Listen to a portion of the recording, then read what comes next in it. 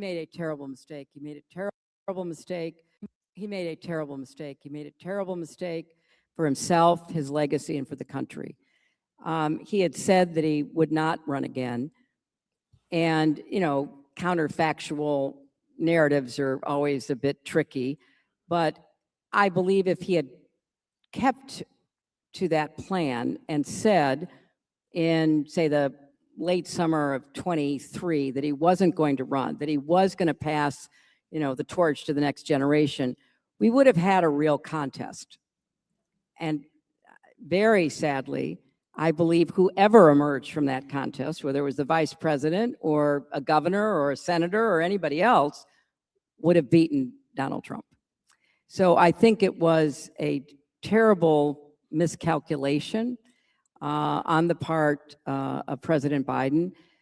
But once he didn't move and did not, admit that he had said he was going to step aside and then decided not to, and held on for as long as he did, we were in a terrible dilemma.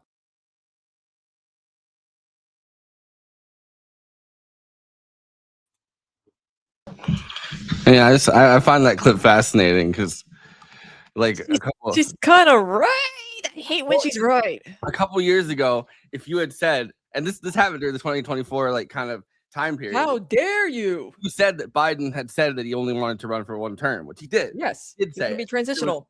But yeah.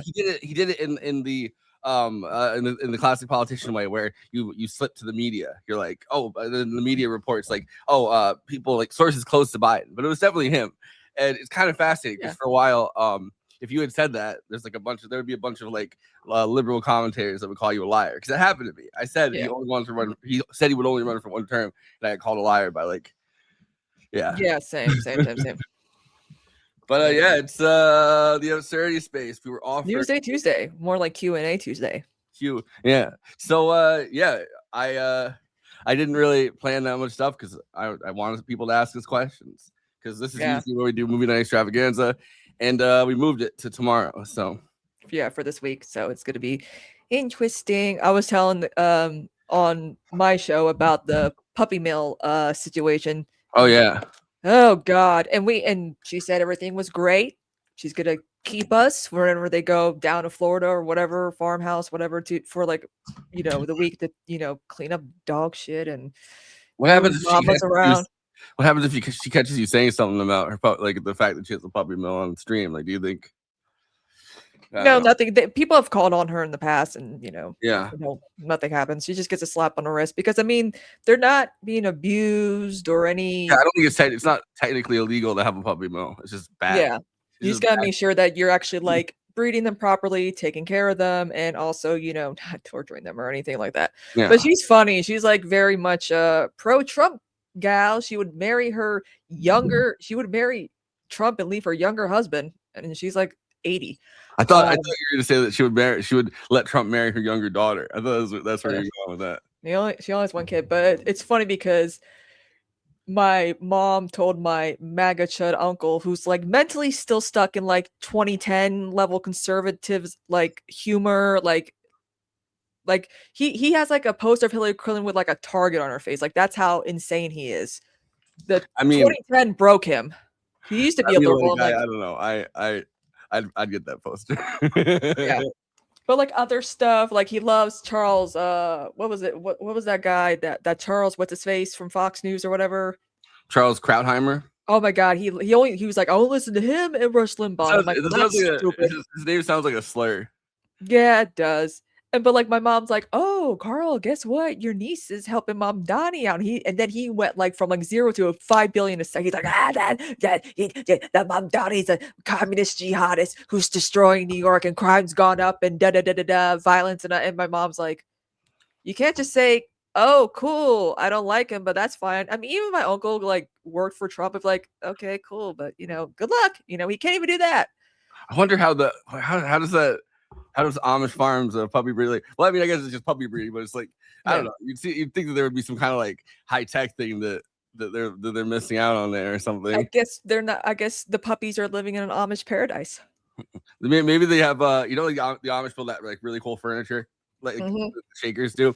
Yeah, maybe they have those like wooden Yeah, we container- talked about that a lot on the one Yeah, episode, the Man of those Seafried. the Shakers really did make like really nice cabinets. People still make the cabinets that are like the Shaker cabinets. They sell them for a lot of money, even though there's only three Shakers left, and they're all voting for Graham Plattner. Yeah. I feel like for some reason Graham Plattner like adding that to any situation is like really funny. Like someone was like someone that I follow was like tweeted there was something like a single person. They're like single person. I didn't even know it was possible to text that many people talking about themselves. And I was like Graham Plattner 4 months into his marriage. Yeah. Crazy. It's so funny. But oh my god, want to trigger people when we're just saying mom. It's literally, I'm surprised my uncle doesn't have like high blood pressure, because the way he talked about politics is like, not in the passionate way, but like in the angrier, like, dude, you're turning like Vinny from Numbers Guy from Patrick Bet-David's show. He turns into like that type of person. It's like, calm down. I don't know. It's he smokes a lot of weed, but there's it's a like, lot of is it helping? I have enough conservative family members that I was like, I'm not gonna touch the Mom Donnie thing. I'm just not gonna bring it up. I'm just gonna leave the room if it gets brought up. Well, he always gets started on stuff because he was saying, did you see, all of New York City was on fire, burning, there was all this looting and rioting, and I'm like, that's like 0.0000 like 1% of New York City. There's hundreds of thousands of people there when the Knicks millions, I'm sure. Yeah, millions of people were in New York, in New York City, in the vicinity, celebrating, all over, around the boroughs or whatever. So it's like, and even Jon Stewart pointed that out. He's like, most people were like standing and dancing on top of school buses, not setting them on fire. But like Fox News to me is so hypocritical, because it's like, your studio is in New York City and you bitch about the city all the damn time. Be like MS or like CNN or whatever. Like, go to Atlanta or go to Florida. Why can't do they get like good like tax incentives, in New York City or whatever, for them to just stay there and get bitch and moan about, but a lot of them don't even live in New York City.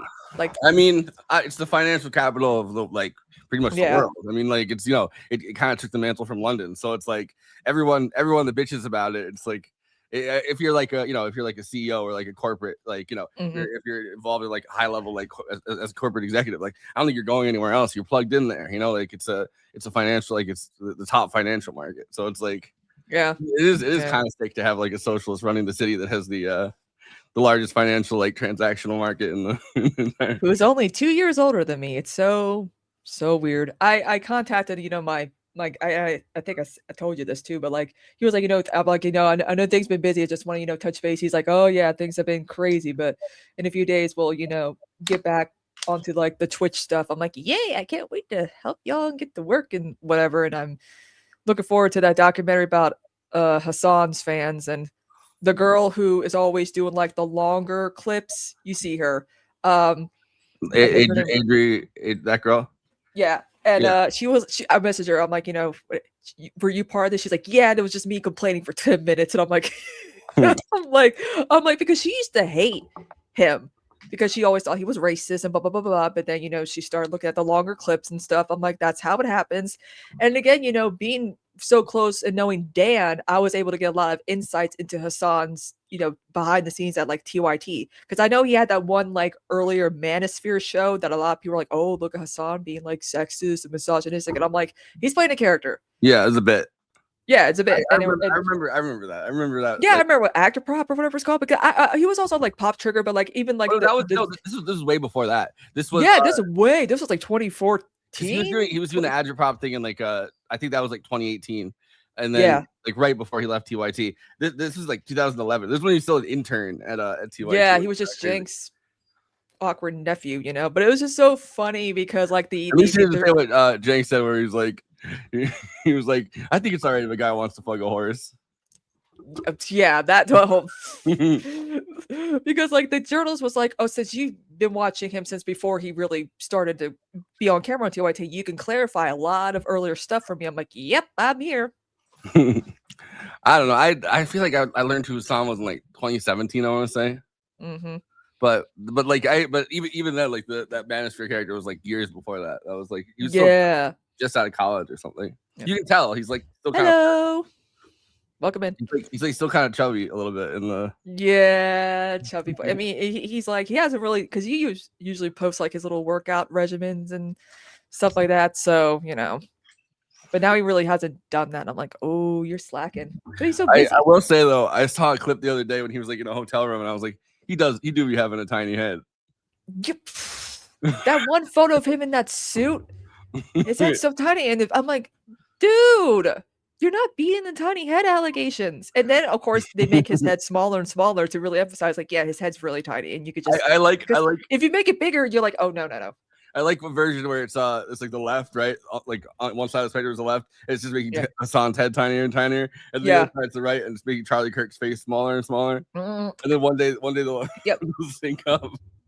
Oh my god, that was just, that he found a new rendition of "We Are Charlie Kirk." There's like a bunch of them. There's like 500 billion versions. Like there's a USSR version that he was playing like on the one primary night when Adam Hamaway won, and I'm like, oh my god, dude, please stop playing these songs. The other day there was something that I was I like re-downloaded everything on my phone, because when I went to Italy I like purged everything from my phone. And I had to finally re-download it because I had a new phone, and there was a We Are Charlie Kirk style song. Now I can't remember what it was, but it was like something weird. It was like a weird one. Yeah, there's a reggae version. We had Charlie Kirk. Yeah, and it got the reggae like AI generated image of Charlie Kirk. Vote for Donald Trump. The Cuban guys, the Cubans for Trump. There's like so many different versions of the song, and it's like I can't keep up with them. But for some reason, I'm assuming Hassan's chat will find new versions for him to listen to. I want to find what I saw the other day. It was like I just randomly because there's so much AI garbage now. Yeah, I have it. We Are Charlie Kirk downloaded on my Apple Music though. Oh god, really, Mitt? Come on. That's crazy. I want to see. I'm trying to look at my thing right now. We Are Charlie Kirk dubstep. Oh my, yeah. There's so many different versions. But I hope to God, we probably can't even really play them because YouTube is so strict with copyright and stuff like that. There's We Are Charlie Kirk too. Electric Boogaloo. Dude, you know what's crazy? You know that thing when you definitely saw me tweet this, but you know that thing went viral. It was like Charlie Kirk's younger sister. Yeah, his liberal younger sister. He has a liberal younger sister, and Nick Fuentes has a liberal younger sister, and they look similar. Tim Pool, but Tim Pool's sister doesn't look like them. But I know what she looks like. She shouted out Sam Cedar and all. Like she made videos about that. Yeah, because she used to call, and his dad used to call in all the time. His dad's weird. Yeah. There's like. Wait, I want to see if I could. I tweet way too much. I need to stop. But there's Me too. There was the picture of Charlie Kirk's sister, and then they find his sister. I put them next to each other. They have the same exact glasses, the same exact hair, called like hair dye, the same exact style. It's kind of creepy. Is that just right-winger dudes having like younger liberal sisters? Is that just like a look for all of them? Like what? Yeah, I guess they have the same look. At least they don't have blue hair. That they should have this blue-haired liberal. I feel like the blue-haired liberal thing is like so made up because I remember when I watched, and I said this before many times, but like watching Sam Cedar's Jubilee video and looking at the conservatives, they look like how people view leftists. The way they look, their hair, their grooming, facial hair and all that. And it's like, you guys look like the freaks you make AI generated images of thinking that it's a leftist. That's because those are not like they're like interns who want to get 15 minutes of fame. They're models and they're influencers from Instagram that live in LA. So they're not. I don't think that a lot of those people are real conservatives. I think that's why their arguments are so stupid when they do those videos. Yeah, like the government, paying like what was that one about was that Asian dude, and he was talking about like government taxes or whatever, and I'm like, and someone said like, oh yeah, that guy's just like an intern for Jubilee or whatever, and I'm like, we are Charlie Kirk. Oh god, I've seen footage, I've seen noise, I've seen footage. I love death grips. Death grips are so fucking good. But Nick Fuentes' sister, I think, is his twin. I think he's his twin sister. That's embarrassing. It's crazy. I always wonder how somebody like Stephen Miller and like Lauren Ingram, like I understand because Lauren Ingram's brother was like, yeah, we grew up with like a Nazi for our dad. But like Nick Fuentes, I'm like, what's going on here? You know, Yeah. Stephen Miller, obviously. Did you see the name what he named his son? Hold on. I have it. Ooh, So that's Charlie Kirk's sister, right? yeah. And then, She has a normal sized face. and then this is Nick Fuentes' sister. They have the same exact look. They both have they have the same glasses. They have the same like And they have red lipstick on? Like what the whoa, wait a minute. Jordan Peterson. No, take that off. Take that off. Take the red lipstick off. It's too much. That's why Jordan Peterson, if enough liberal sisters of conservative right-wing grifter kind of people, if enough of them put lipstick on, Jordan Peterson goes back in a coma. Is he still in coma? What's he doing? I don't know. Did Elmo kill him? I don't know. His whole family blocked me, so I don't see them. Oh, His daughter blocked me. His wife blocked me. Wait, he's married? Jordan Peterson, yeah. Oh, His wife's mad ugly. of course. He Why does has that surprise me? he's like a weirdly like old wife. Like I mean, not weirdly. He has a problem. It's just weird that his wife is the right age for him. Not like No. someone like younger and hotter just because, or you know. I don't know. I just feel like with his commentary, you would think that he would be like married to like a much younger woman, and it's like, Yeah, yeah, exactly. Ugh. I like him my age. I'm not a pedophile. Oh God, I remember, you know, we were so right about "Don't Worry, Darling." Yeah, he might be dead. Yo- There's somebody else like his Instagram 3 days ago. Happy birthday, Dr. Peterson. Get well soon. Wait, his what? wife posted- it's like it's like He's been trying to get well soon for like a year or two now, right? Like, he's been trying to get well soon since like 2020.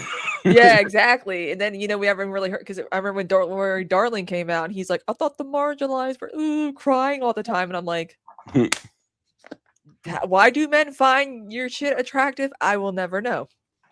I think a lot of it was for the memes. A lot of stuff is for the memes, and then Yeah, it gets Elmo. taken in as like a real thing. And then I think stuff starts as a meme, and then people just kind of adopt it, you know, like as a real thing. Yeah, I we do see think conservatives do that all the time. But I do think that the Jordan Peterson love started as like kind of a meme because he's like Yeah, he's just so fucking weird. he seemed somewhat normal until like the drug addiction, and then instead of listening to like real doctors and be like, "Yo, just put him in rehab," because he has to go through like all the withdrawal process and whatever. His daughter's like, "No, put him in a medically induced coma," and they're like, "He's gonna come out funny," and I don't know. what happened. I read Maps of Meaning from the 90s, and he's talking about how he had a dream about his grandma fucking him. So it's like he had a grama. Some psychologists are weird. It's all Yeah, Freudian. what? It's that he probably leads with like Freudian. He does a Jungian psychoanalysis. So he's on the Freud's on one side of that, and then Jung is on the other side of it, which I don't know. A lot of people I'm more of an Eric Erickson guy. The hierarchy, whatever. I'm more about that than like the Freud stuff. I mean, I understand the whole like sex and aggression thing, but I'm like, I don't feel like that's like a like the Oedipus complex and electric complex. I'm like, that's not sexual or whatever. Like he really thought with his dick for most of his theories. Yeah, but Jung wasn't as much like that. Jung is kind of weird though. It's like he had the whole Jimmy theory, Dore adopted some of that stuff, and I'm like, what? he had the whole theory of Wotan, which is that Yeah. Hitler had like this evil spirit that's the kind of the personification of German nationalism going back centuries that was inside of him. He's like, so basically he believed Hitler was an evil spirit, and it's Oh God. he was possessed by Wotan. And I don't know. People really liked Jung in like the mid, like I don't know, like around World War II / like the 1950s. People would go to him and they'd have him psychoanalyze people he didn't even meet. Yeah. It's I remember back cocaine was like Freud's whole like thing, like, hey, here's some cocaine, it'll help you. And I'm like, because I think his daughter was like a child psychologist, like some like of Freud's like relatives, and they got into like psychology as well to kind of tweak his or like do their own. his nephew was thing. Edward Bernays, who was the guy that was the he was the founder of public relations, and pretty much everything that we do, like there's a really good well, Adam McKay's documentary was about this. There's also a really good friend of the show. Yeah, there's like a few really good documentaries about it, but there's like Edward Bernays, like the guy who founded public relations and pretty much used psychology in consumer advertising, and he's like the earliest person behind like a lot of the advertisement stuff. Like he had like a parade thing, and he gave all the women cigarettes, and he's like, all right, we're gonna make this seem organic, and you're gonna walk down the street smoking these cigarettes. And he was like trying to get more people addicted to cigarettes. I don't know, it's kind of crazy. Yeah. I remember like looking up about her like in psychology class, because I was like the only person in my psychology honors class that was like getting all A's on everything, because I was really like, because the one that the second test was like parts of the brain, you know, hippocampus and hypothalamus and all that, right? And my teacher, who I had his wife for 5th grade English, which was so funny. And well, sorry, we're not that interesting. I know, talking All right, about you're psychology. free. Oh, You're they here in free. the UK. That's understandable. Not for him, he's always up. By the way, Century of the Self is what I was thinking of with the Edward Bernays, Adam Curtis documentary. It's been a really long time since I've seen that, but it goes into like how the self was centered in all of Edward Bernays things, and how like individualism kind of came out of consumer advertising, which I don't really necessarily fully buy that. Like, I mean, I do buy that theory, but like I do think like rugged individualism was a thing in America long before Edward Bernays came around. But still, it's how they kind of marketed things to you. He did a really good version of it where Adam Curtis had like this whole thing about the self as reflected in like various cars, and like, you know, like picking out like instead of picking out like you know, instead of getting working collectively, pretty much it's like consumer culture was like, oh, you can have your favorite color car, and like that's who you are now. That's like your inner self. Yep. Absolutely right about this point too, because they became yuppies. Yeah. I mean, I don't know. Yuppies kind of it's like, I think the hippies were kind of like the downwardly mobile side of that, and then the yuppies are like the upwardly mobile side of that. But I mean, you know, they're all like Jerry Rubin ended up becoming like a record producer and businessman. Like, you know, like all these different people. I mean, Jane Fonda, you know, like did the the workout stuff, and she married Ted Turner and all that. Her favorite ex-husband, by the way. Yeah. Is it funny when people have favorite ex-husbands or ex-wives? It's like you have a favorite. Why are you not together? Like, it's well, I think she was still like in love with it. Just didn't work out. Yeah, it's like Michael Jackson, Lisa Marie Presley. Sometimes two people are like shadows passing in the night, you know? Yeah, or like right person, wrong time. Some, you know, things get in the way. 9/11 happened and they got divorced. She was married to Tom Hayden for a while. I mean, I'm surprising that's not her favorite ex-husband. He seems very boring. No. He made after being an SDS and like being like, you know, like a radical, you know, new left, whatever, like the face of the new left kind of. He ended up becoming like friends with Hillary and Bill Clinton. Oh, great. Oh, so I was watching a CBS Sunday morning clip about Bill Mooney. You know, he was the kid from Lost in Space, and like he's had like a career, you know, as a child star, one of the few child stars that had his head on his shoulders.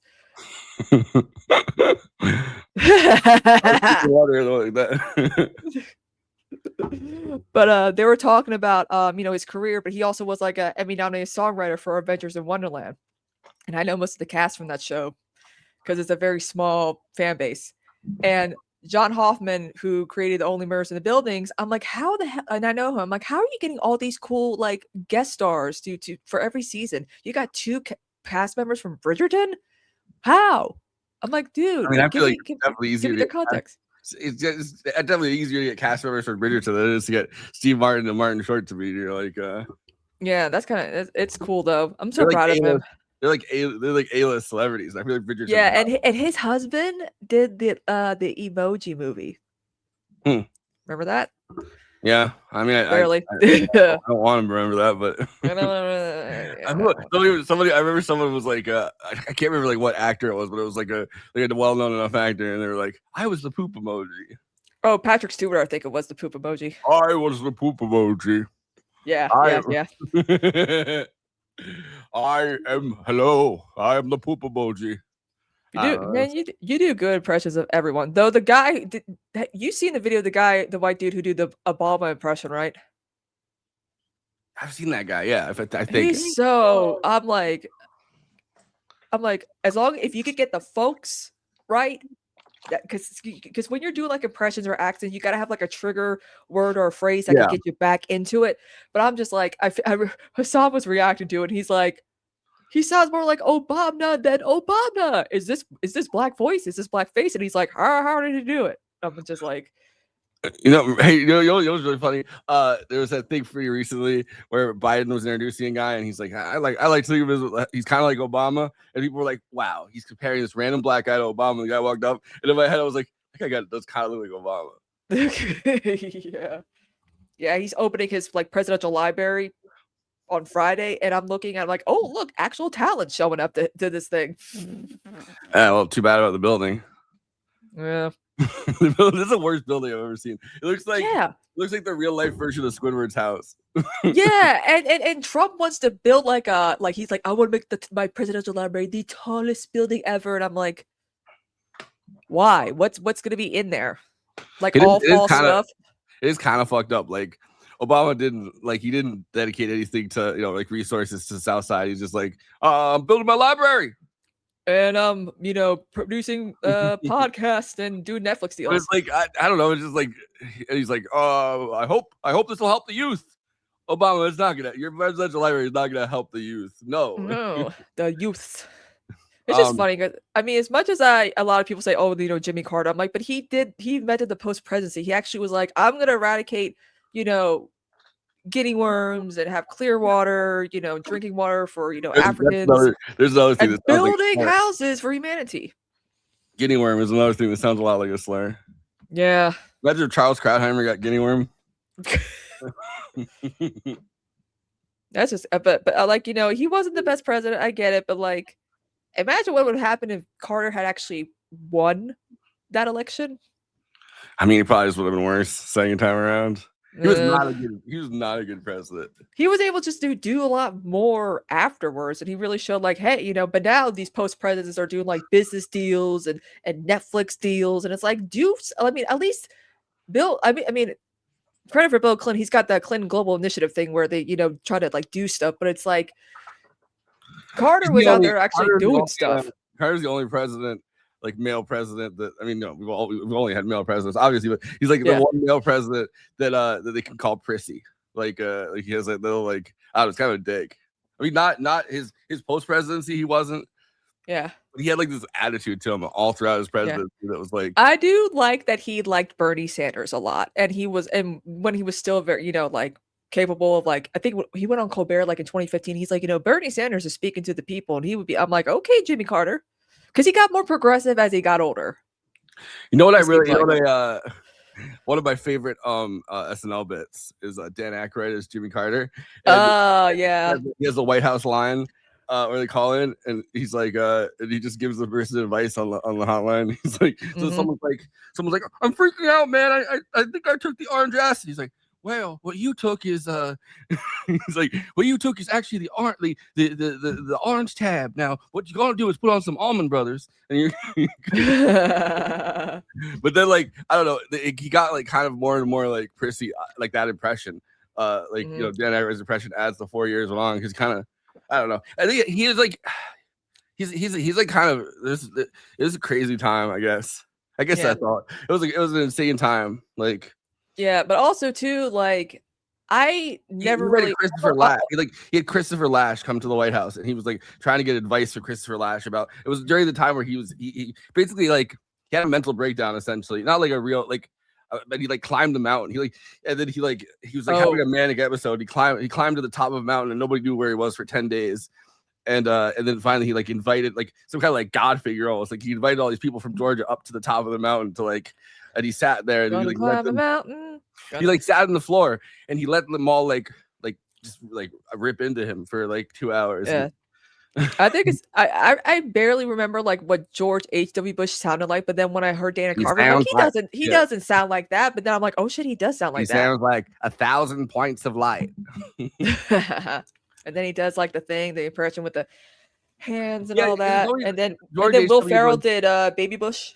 It's always funny that like. I mean, because I think the accent's kind of fake, but George W. Bush had like such a thick, like a Texas accent. I feel like some of his accent was like put on, but it's like a little bit deeper too than his dad's, and I'm like, where did that come from?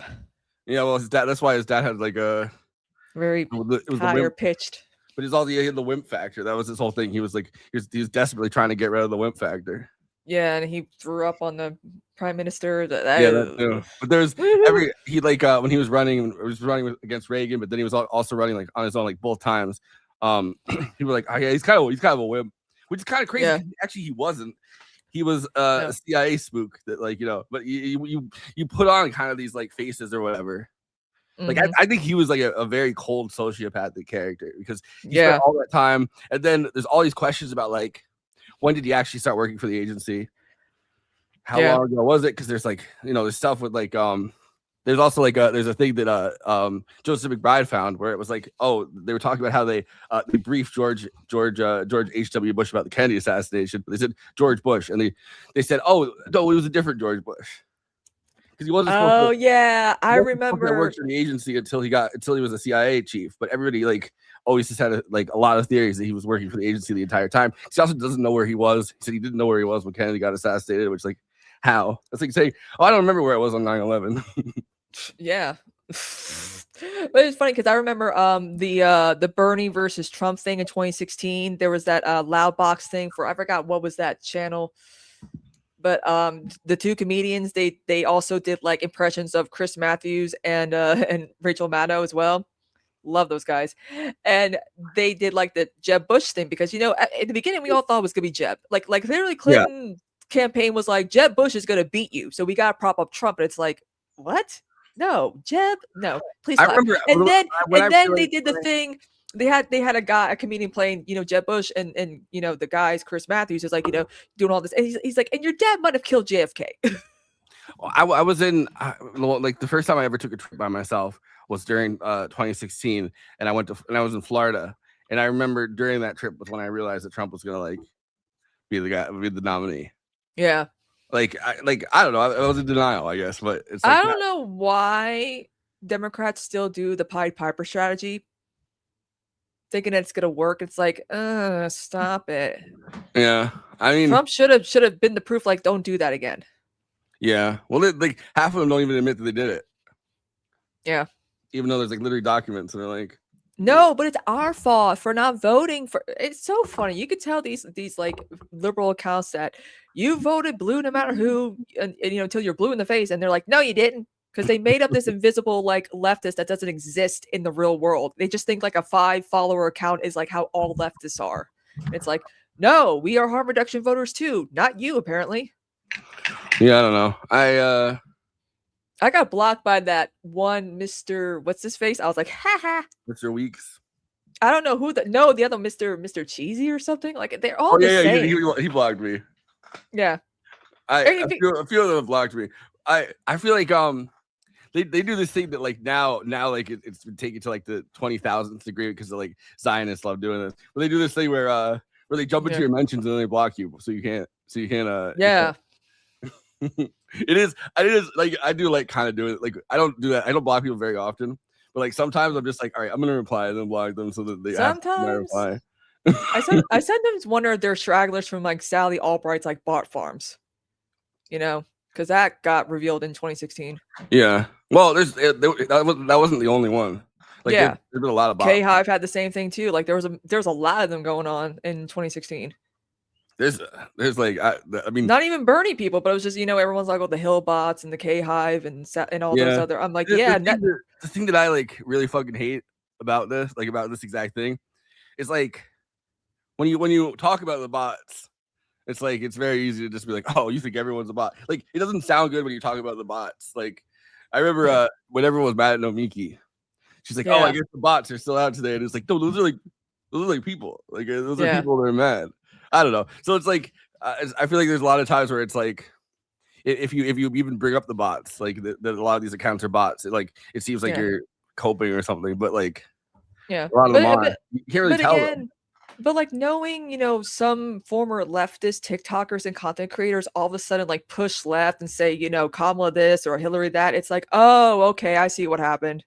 I know what happened. You got paid off. because there's only two ways. You either go like centrist type for a leftist, or like, because you'll tell where it's like the left is anti-Semitic and anti-black and this and that, and then with conservatives it's like, oh, the left has gone too woke, to this, to that, and it's like, I see what's going, because there's no grifting to be like a leftist or like a communist or whatever. There's no billionaires or yeah, but there's you can grift at anything, really. Like, I don't know. But then it's also grifter gets overused because it's like, a grifter is supposed to be somebody committing fraud, essentially, right? Like a grifter is someone that like does fraudulent like financial transactions, and it's like you have to get like, I don't know, like I feel like there's a very specific line for like when things are grifting. Like Dave Rubin taking money from Russia is like a great example. He's not doing well at all, Dave Rubin. He why did the Koch brothers think it would be a good idea to give him money? And what, he had no charisma even back then at TYT after he left. I liked remember I like when everyone got like everyone on the right was just like say the most homophobic shit to him because he adopted his kids, and then went back instead of having his employees back, compared it to alcoholism. I remember that, and I'm like, cucked. He's desperately trying to like reach out and get like Glenn, his boss, to like, you know, like stand up for him, and Glenn's like, no, I don't like this either. I don't think you should have adopted those kids. You know what we should watch for is to kill some time? What? Remember when Michael Brooks reacted to Larry King, Dave Rubin's hero, on his show, and he basically ignored him? That was gold. I was like, it's because Larry King is Dave Rubin's idol, and he was just so dismissive towards him, and I'm like, oh, this is so good. Hang on, pulling it up. Just say Michael Brooks, Larry King, Dave Rubin, or whatever, you know. But when the last time Michael did his live show, he tried to do the real life version of the Larry King bit. Yeah. And then somebody, like, I can't remember who it was. I think Mike Ricci did it back to him. It was just like, and so he had somebody call him on he had somebody literally call him on stage. Yeah. He just started talking to his phone, and Michael was like, are you doing the bit back to me right now? Wait, hold on. Oh man, imagine they do like another like Majority Report, like whatever, like leftist podcast, like, you know, live show thingy. By the time I move back up to Jersey, that's gonna be fun. Oh God, this is honestly I mean, a lot of it is also disgusting and sad, but we come across a fair amount of funny content. The thing about this is that it sustains and sort of elevates as the time goes on. Like I had to literally pace around the office when I first watched this because it was so funny. And that was like the first minute of it, but so funny. So I don't know when this is from. It's recent. I miss when the cameras would show all of them in the studio. It has to be on a live stream. Is this from a day ago? This is from 19 hours ago. 19 hours ago. Yeah, they don't really have that anymore. Huh? Apparently this is a live stream, so this isn't edited out. And it seems to me that there was an agreement beforehand that like, hey, if I get this phone call, I got to take it. But the way that this phone call is taken and the duration and it's not even contempt, because contempt is more energy. It's just pure disrespect. Pure alpha. Pure alpha. So the way I'll intro this is I'm going to try to get Larry King on TMBS. All props to Larry King. Dave Rubin is having a super rough time of it seems like. And when we cut this for YouTube later, it will be what will it be? It will be like, you know, Alpha Larry King, Cucks Beta Dave Rubin. Guys, watch this. And if you're listening, just realize that Larry King is speaking into a 1990s.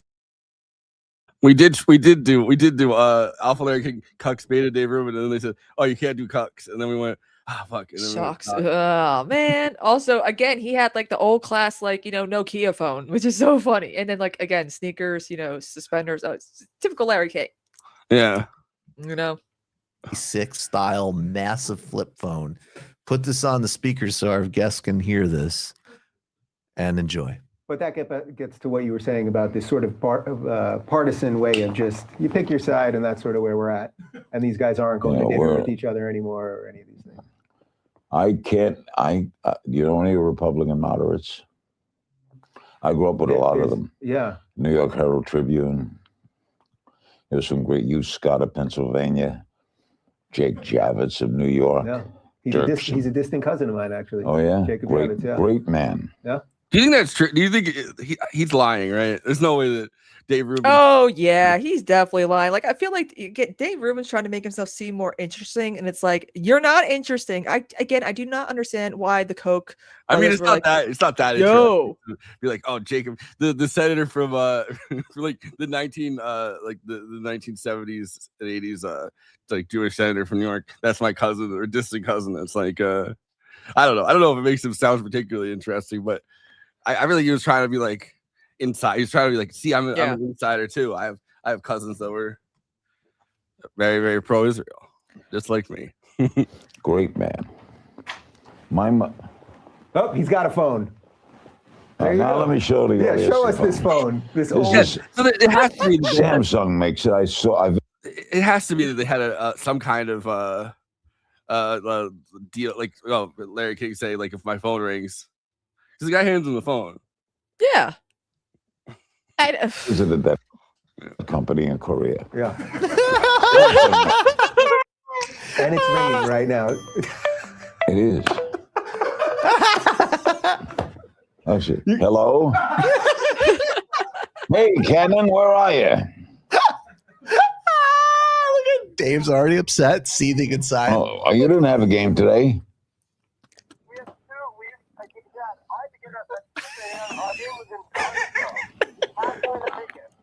I got a list. You got a doubleheader this coming Saturday. How did you do? Rewind that. Sorry, I laughed over it. It's too good. Actually, I didn't catch. You can hear Dave like whispering to Larry. Whispering. Yeah. We had 2 weeks. I had to get up at 6 a.m. Our game was in halfway to make it. I got a list. You got a doubleheader this coming Saturday. Yeah, we had a doubleheader today too. How did you do? Larry. We lost the first game and we won the Oh, that's great. I didn't catch that either. The first 5 times I watched it. game total. I missed that laugh. 2 for 6 and 7 at bats with 6 and a walk. That's a 333 batting average, Cannon. Well, I'm doing David Rubin's podcast now. I'm on his show, and while talking to you, the audience is watching me talk to you.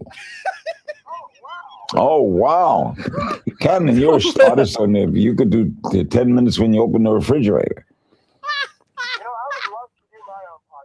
He wants to do his own podcast. I'll bring him in. He's going to be 20 years old. I'll bring him. He's a great kid. All right, Ken, when am I going to see you? Tonight I'm tied up. Tomorrow I got to do that. How about Thursday? Like a good dad. How about Friday night? What, Larry King? Yeah. All right. Not a good husband, though. He's been married, 8 times? The night before your doubleheader. I'll be at both games. Seems like a legitimately good dad. Yeah. Okay, I'll be there. Pause it. I just have to say, now you think after it's sweet. I think he's talking to his son. He's been enormously rude, and it sounds like his son actually is trying to wrap the call up. So let's see where this goes now, because you think you can sense Dave's sense of relief coming. You can sense Dave. What I also love, and my guess is that Dave is the type of guy who stupidly grins, but is like seething inside. Yeah. It's like, I'm getting disrespected in my own set. Check this out. Thursday. How about Friday night? All right. The night before your doubleheader. I'll be at both games. All right. They're both going to be 7 innings, not 9. Okay, I'll be there. I love you, Ken. Aw. Okay. Talk to you tomorrow. What? What? Oh, Dave's like what? Like real like yeah. Today? That's great. The Dodgers got Mookie Betts and David Price today. You're breaking news for me, man. He's so mad. That's tremendous. yeah. Who did He's like, ah. Look at his face here. Today? That's great. The Dodgers got Mookie Betts and David Price today. You're breaking news for me, man. That wasn't a real sip of water. And David today. That's great. The Dodgers got Mookie Betts and David Price today. You're breaking news for me, man. That's tremendous. Who did they give up for them?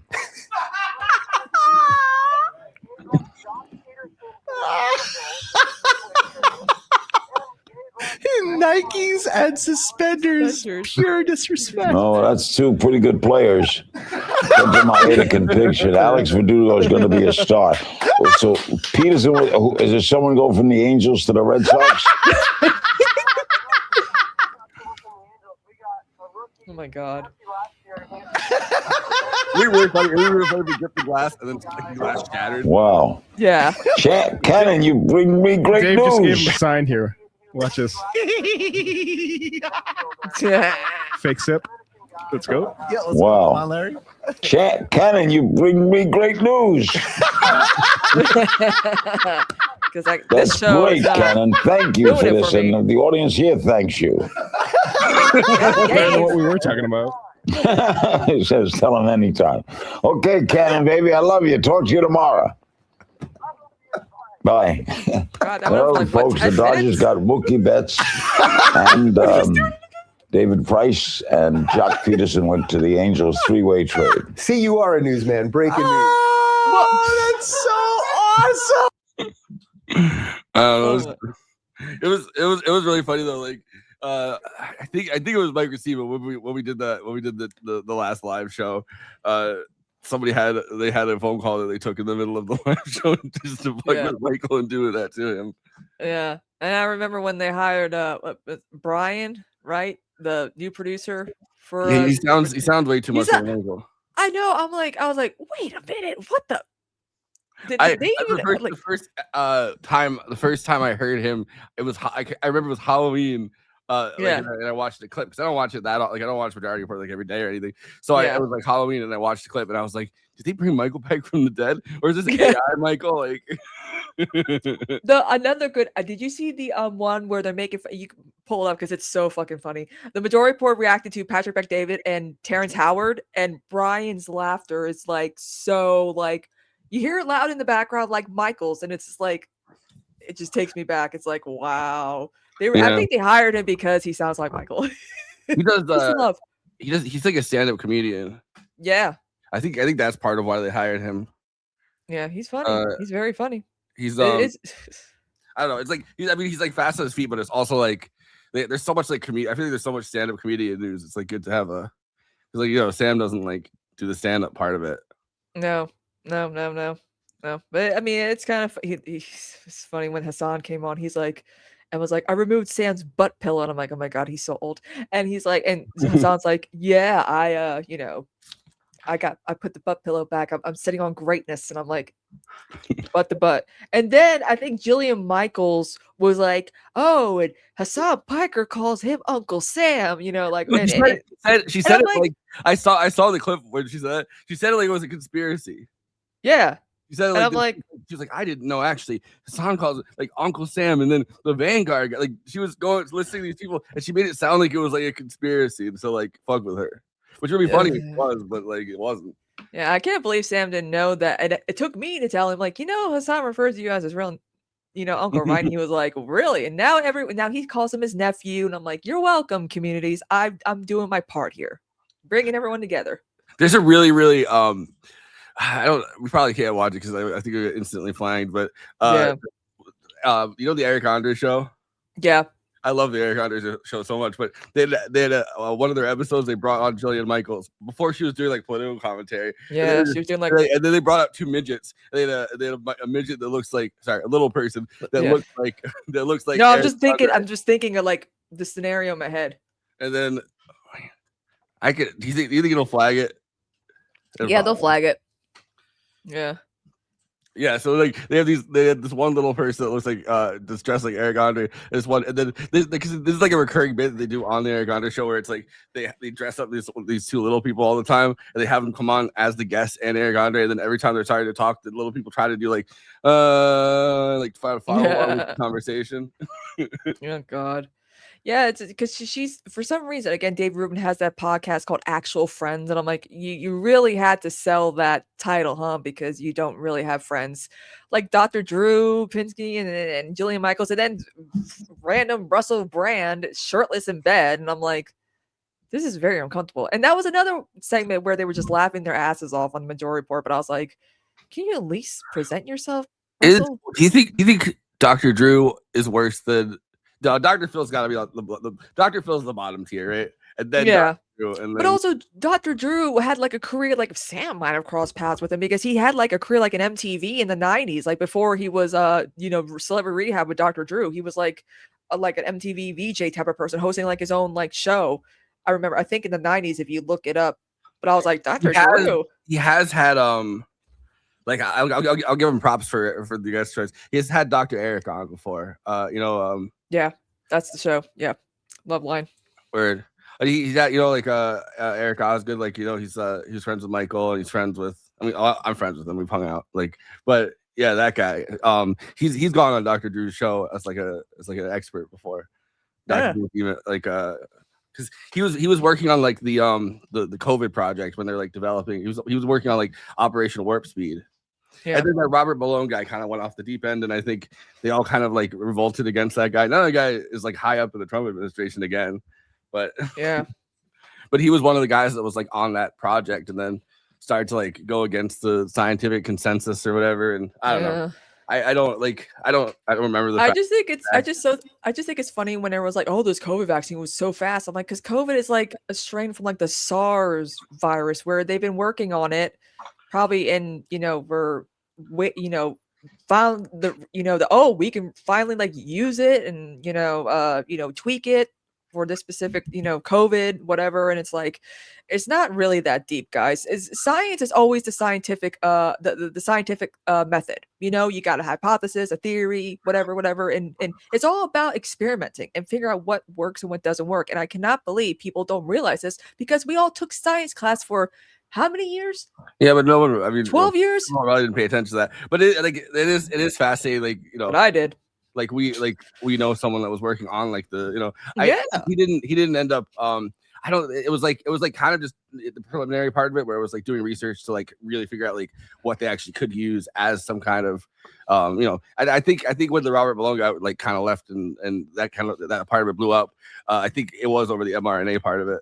He was like, yeah, look, they were already trying to do mRNA stuff like long before that.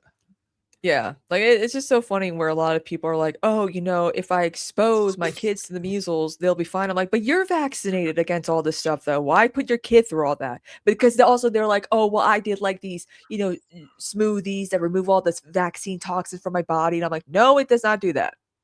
They also knew that they knew that like there was going to be a novel coronavirus, because they had like the next whatever the next pandemic was going to be. I mean, we don't have like. When it comes to stuff like the World Health Organization and stuff, like Republican presidents love to see it, and then Democratic presidents don't put enough resources into it either. And they're like, "Hello, pay attention to us. We got some news." Well, it was prepared. Very big. It was a huge thing. I remember in 2014 with Ebola.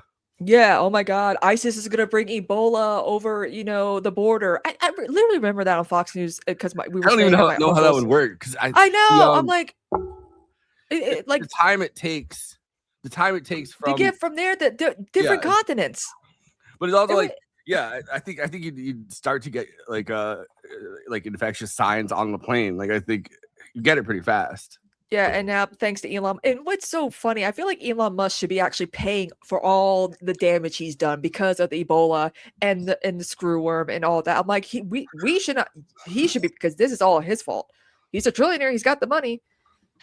It's so funny because I can't, like, my uncle was freaking out about Obama and Ebola. I'm like, you really think Obama's that incompetent to make a pandemic happen? Fast forward to COVID.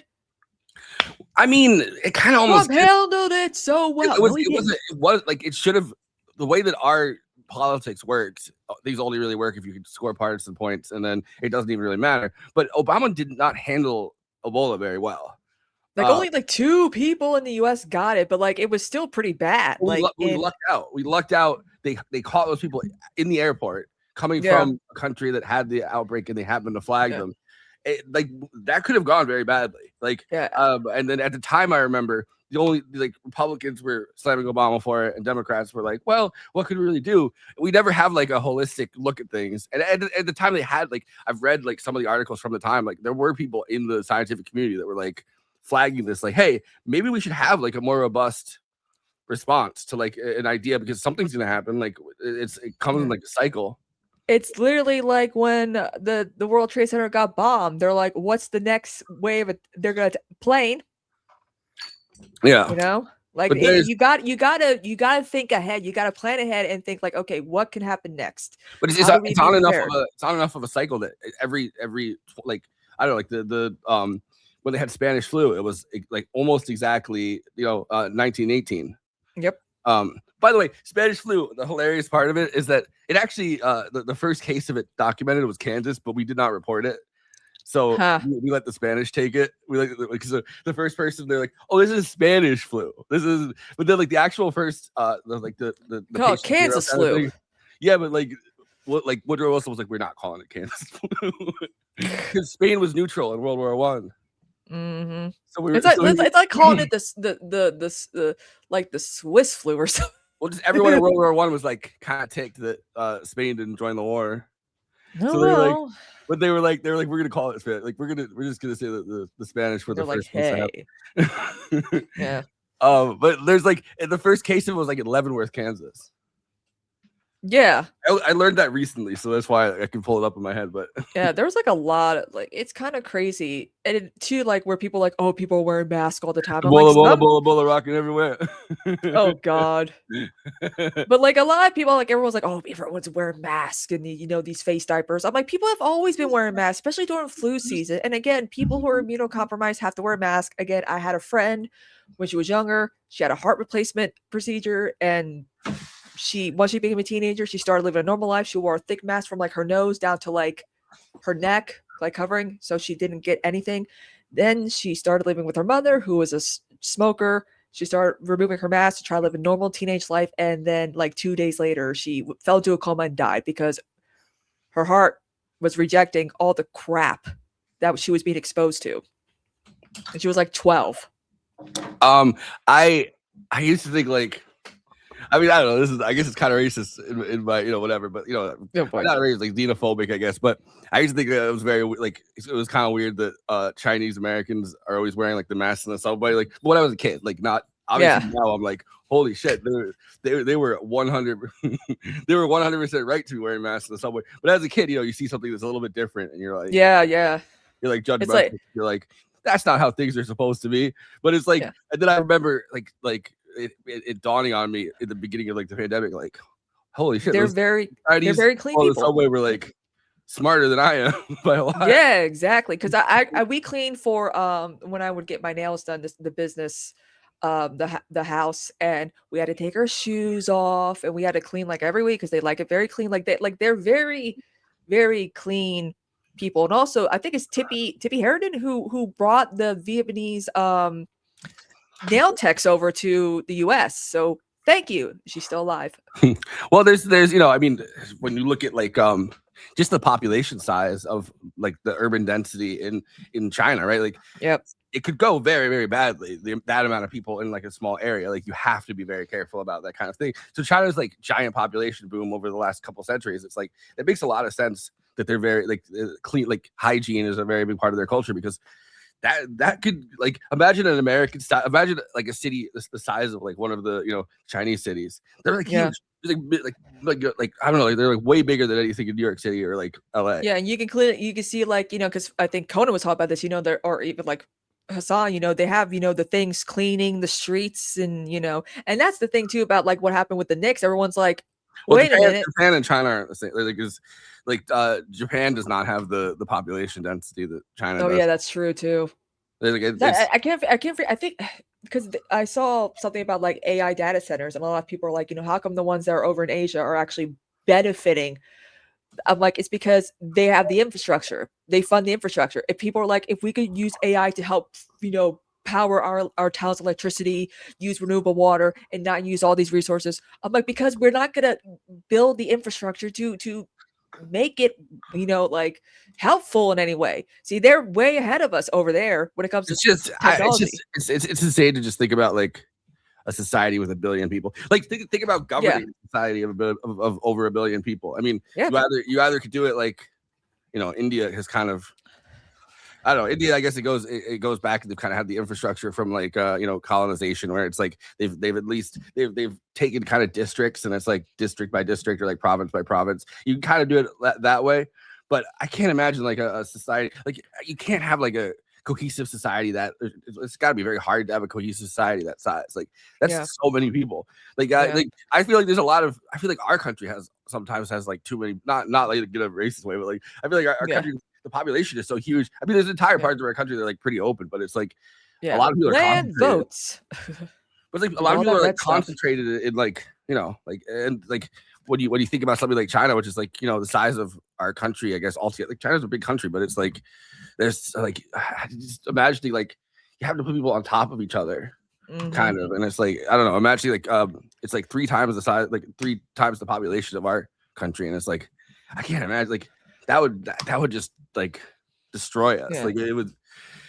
You can't be like Matt Iglesias, who wanted 1 billion Americans.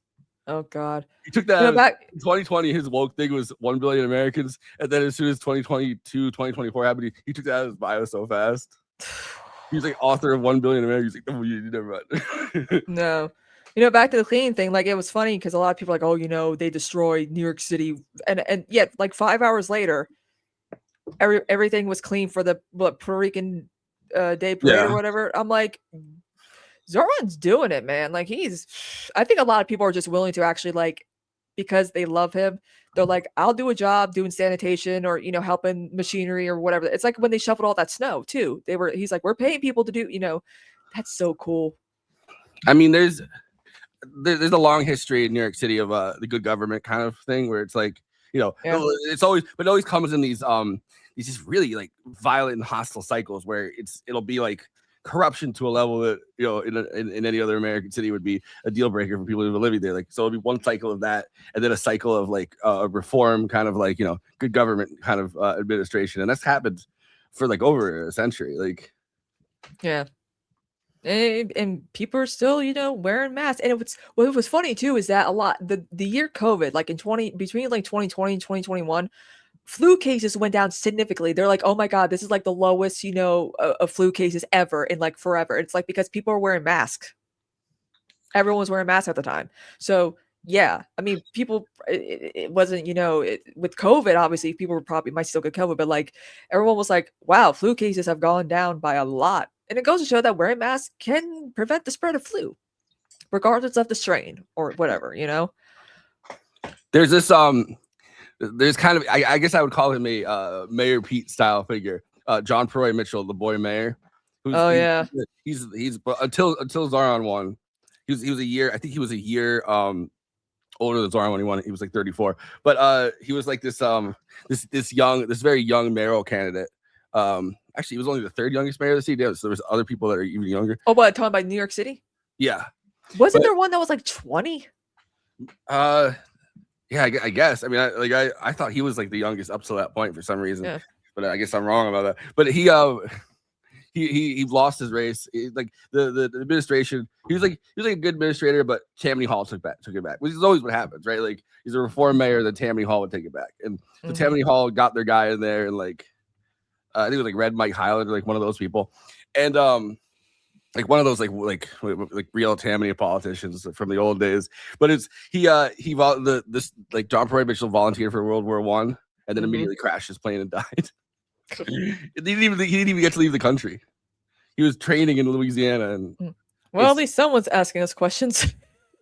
The Black American flag. What is the wait? Is that a bit? I feel like no, I think there is a Black American flag. I just don't remember what it is. Like how there's like a Black national anthem that white people hate. I'm like, shut up. I think I had a racial compromise for that.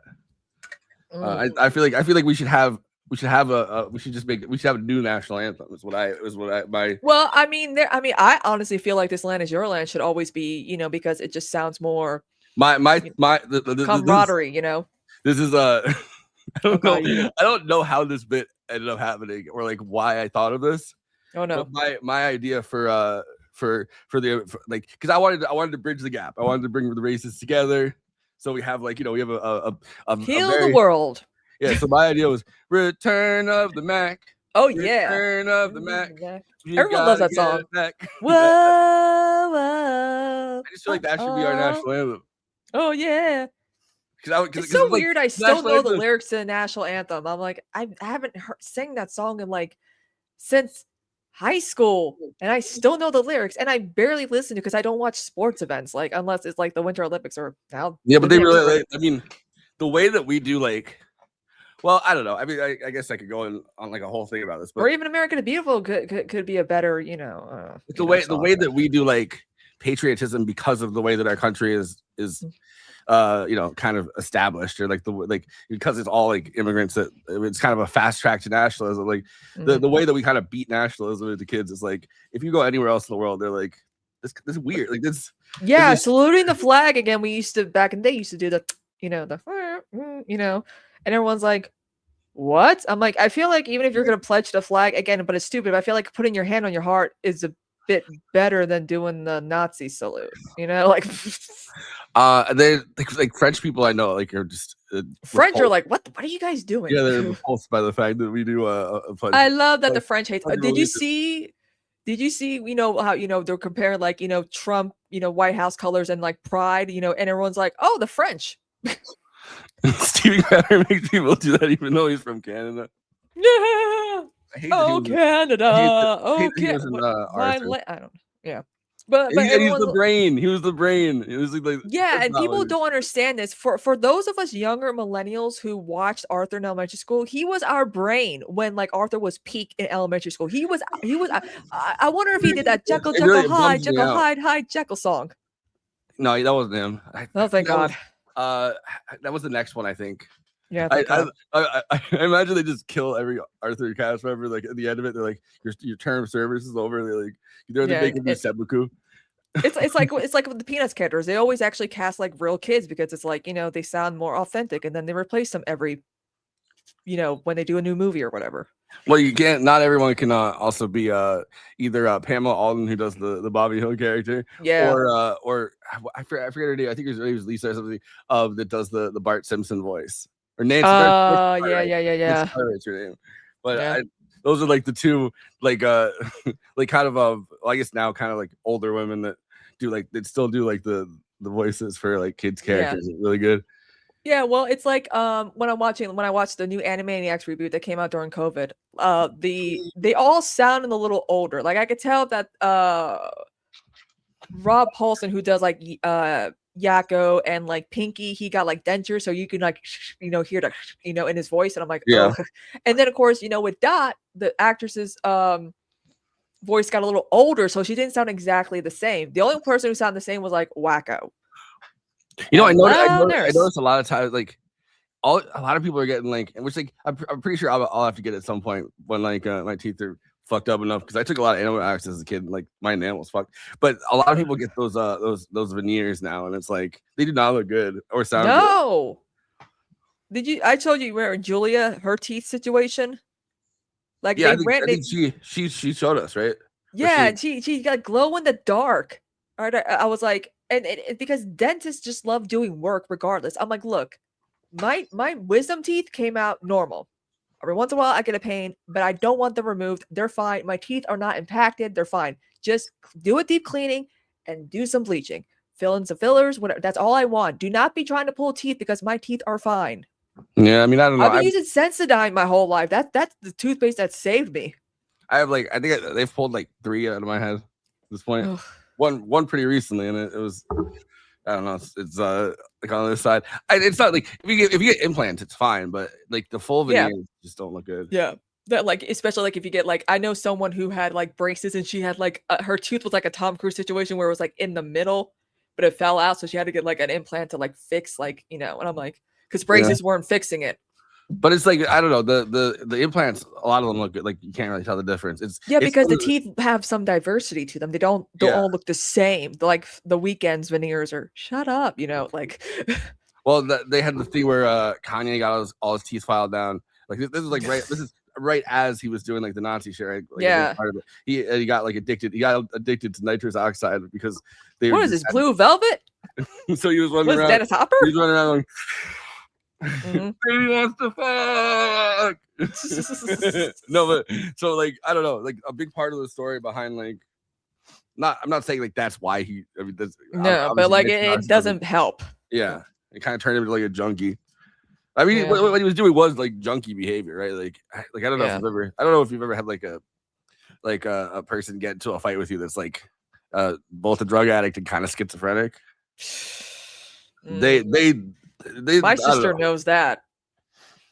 Like I've seen those people out in town and stuff, or like out, you know, in the thing, and it's like, I don't know. There's like mental. I'm not saying like.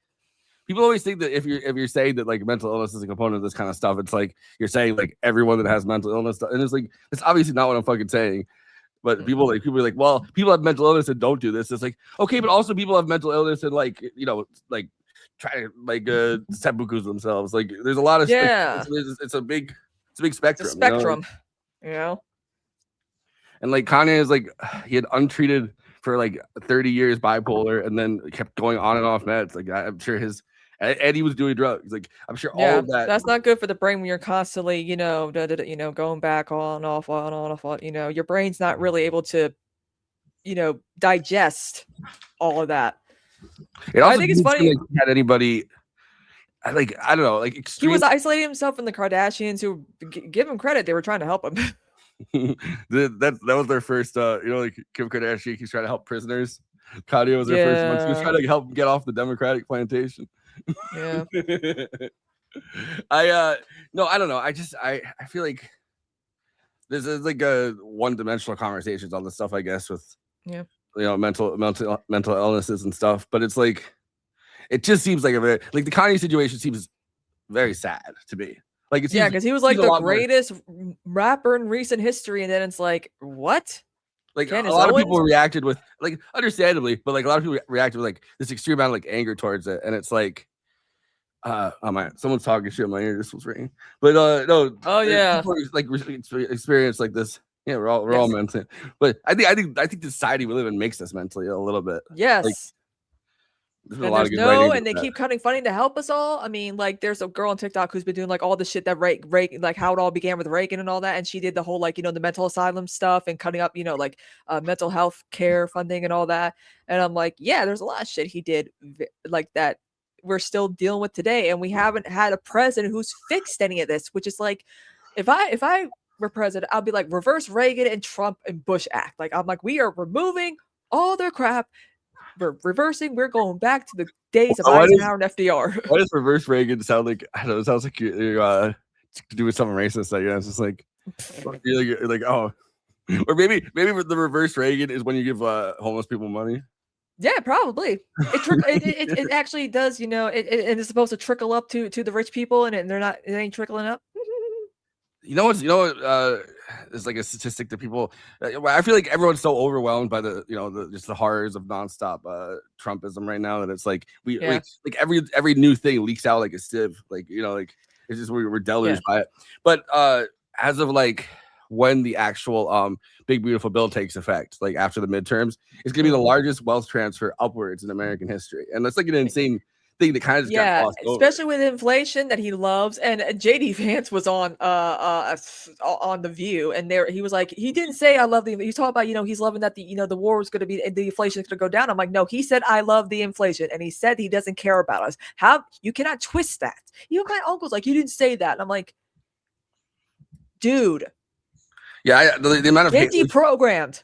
I already I mean, you know, Trump is Trump, but like the amount of just personal personal revulsion I have towards JD Vance's existence and like his the slimy little fucking face. Like, yeah, no wonder his mother traded him for Percocets. Is that feeling? That's the Felix joke. I would have said that to his face. I don't know. I And I feel would like be caught on camera, and I don't care. I feel like he just look at you like this. Yeah, with that eyeliner. That one comedian does a good job. The Dan Wilbur dude, he's so funny. We should see if we get him on. He's at JD Vance on the podcast. Just be JD Vance the entire time. We interview. Oh my god! Wait, I'm gonna mention. Be like, I do a political thing. My friend and I.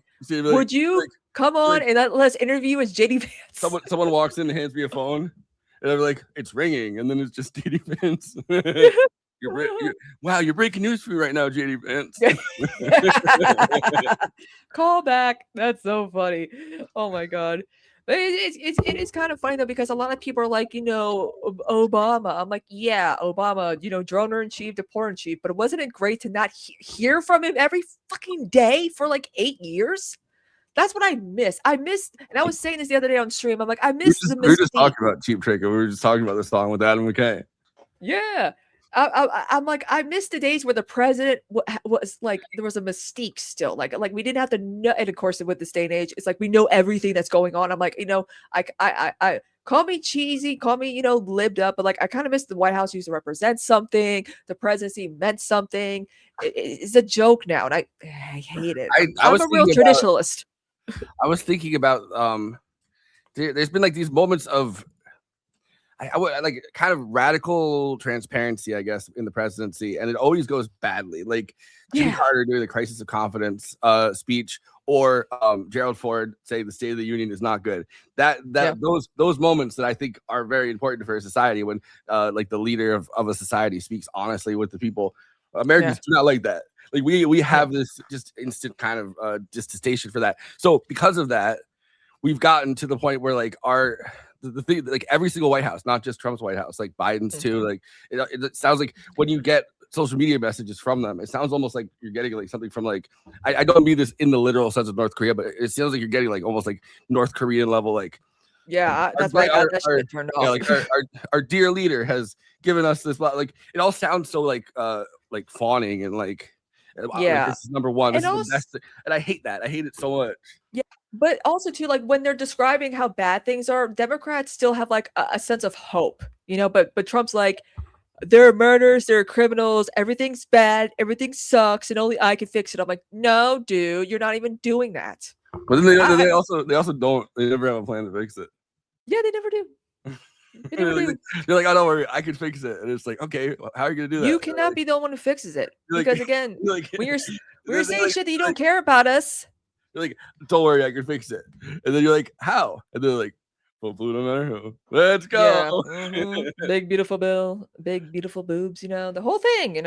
I called ourselves Tweedle D and Tweedle Big Boobs. I think part of my like I think part of my just spirit or soul or whatever the fuck it is died during the time period where the big beautiful bill was being passed, and and like it's still terrifying. Like I'm on medication. I didn't even read it, but it's like but it's like Chuck Schumer going, I call it the big ugly bill, and then try to he's like, it's the big social ugly media bill. And he's like I'm gonna make it called the big ugly bill, and that was his response. And it's like, oh, so we're like fucked.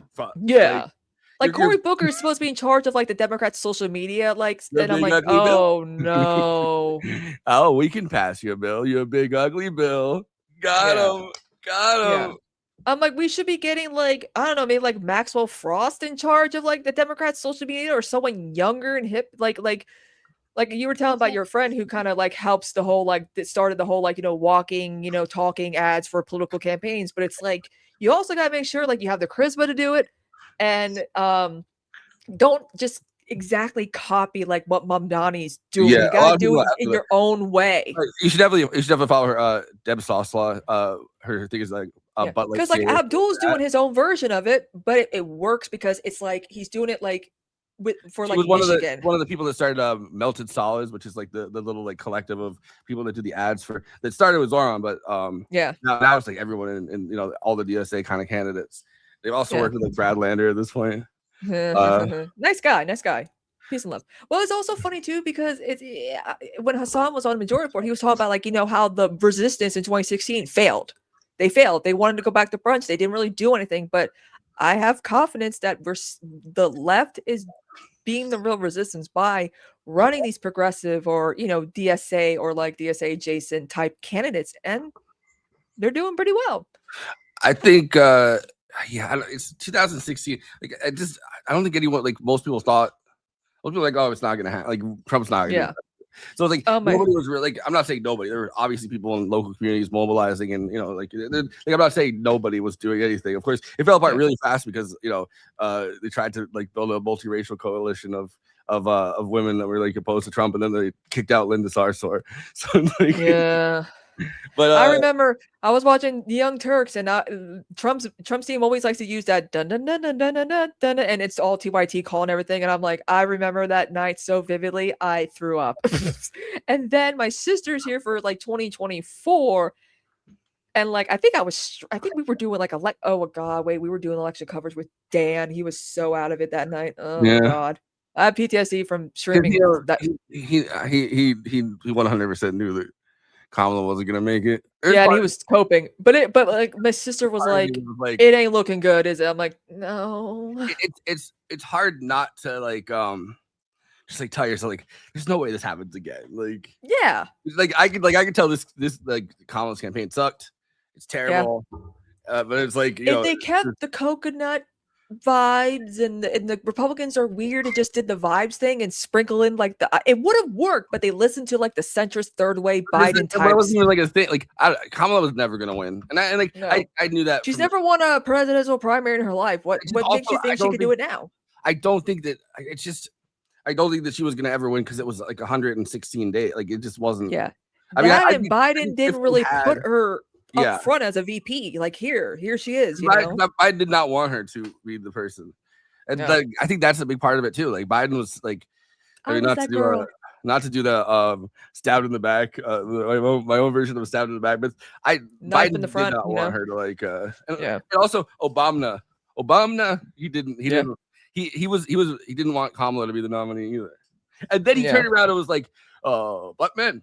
They're sexist. It's like you. He was speaking like to reporters and stuff like behind the scenes, and he's like, I don't think Kamala should be the person. I think it should be an open primary, which is like fair. I agree with that. But then he turned around like a week later, and he was like, black men are sexist. They're not going to vote for a woman. And it's like, bro, you're talking like you're projecting like you are right now.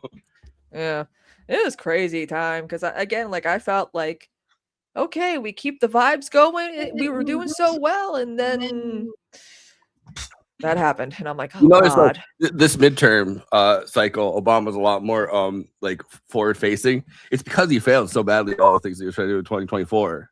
And also, even when he was president, he failed. He was supposed to, bring hope and change, and then just. No, I'm saying his like he's had kingmaker status essentially in the Democratic Party. He's been there. He's been like the non-political leader, I guess, of the Democratic Party, and the stuff that he tried to, because he maneuvers behind the scenes. He's always been a behind the scene maneuverer, and that's how I operate. But I work. But it's like. His all of his maneuvers in 2024 were like bad and then kind of exploded in his face. And I think that the reason he's so forward facing, he's just trying to like revamp his image as like a behind the scenes kind of kingmaker, like build up his mystique again, kind of. But it's not gonna like, I don't know. I really don't like that he has that role. Yeah, because again, like he failed when he was president. Like he maneuvers. It's like he like maneuvers to break a strike, and it's like what? Like why? Yeah, like of NBA players, like yeah. And he loves the NBA. Like it's just. Oh, Obama calls up. Shut up and dribble. Yeah, exactly. Oh God, I remember that. That's what was that? Laura Ingraham saying that too, I think, or something like that. Is stupid. At the time Obama's thing, every time they took a knee or whatever, and like they would say, "Shut up and dribble." But it's like I'm imagining Obama like hearing that it's football. Strike. What are you doing? Like. But imagining Obama hears the strikes coming in the NBA, and he goes, "Shut up and dribble." Yeah. Exactly. I don't know. It's just kind of sad to see Obama ruin his own legacy because he just, again, I feel like, Howard Dean, they did the 50-state strategy and it worked. And then they were like, our work here's done. We don't have to worry about anything. We're good. Republicans are never going to win anything again. And then, of course, we elected a black man as president, and Republicans went berserk. And but I mean, the Republicans have always been like trying to plan stuff and build. And it took quite some time to get to where they are now.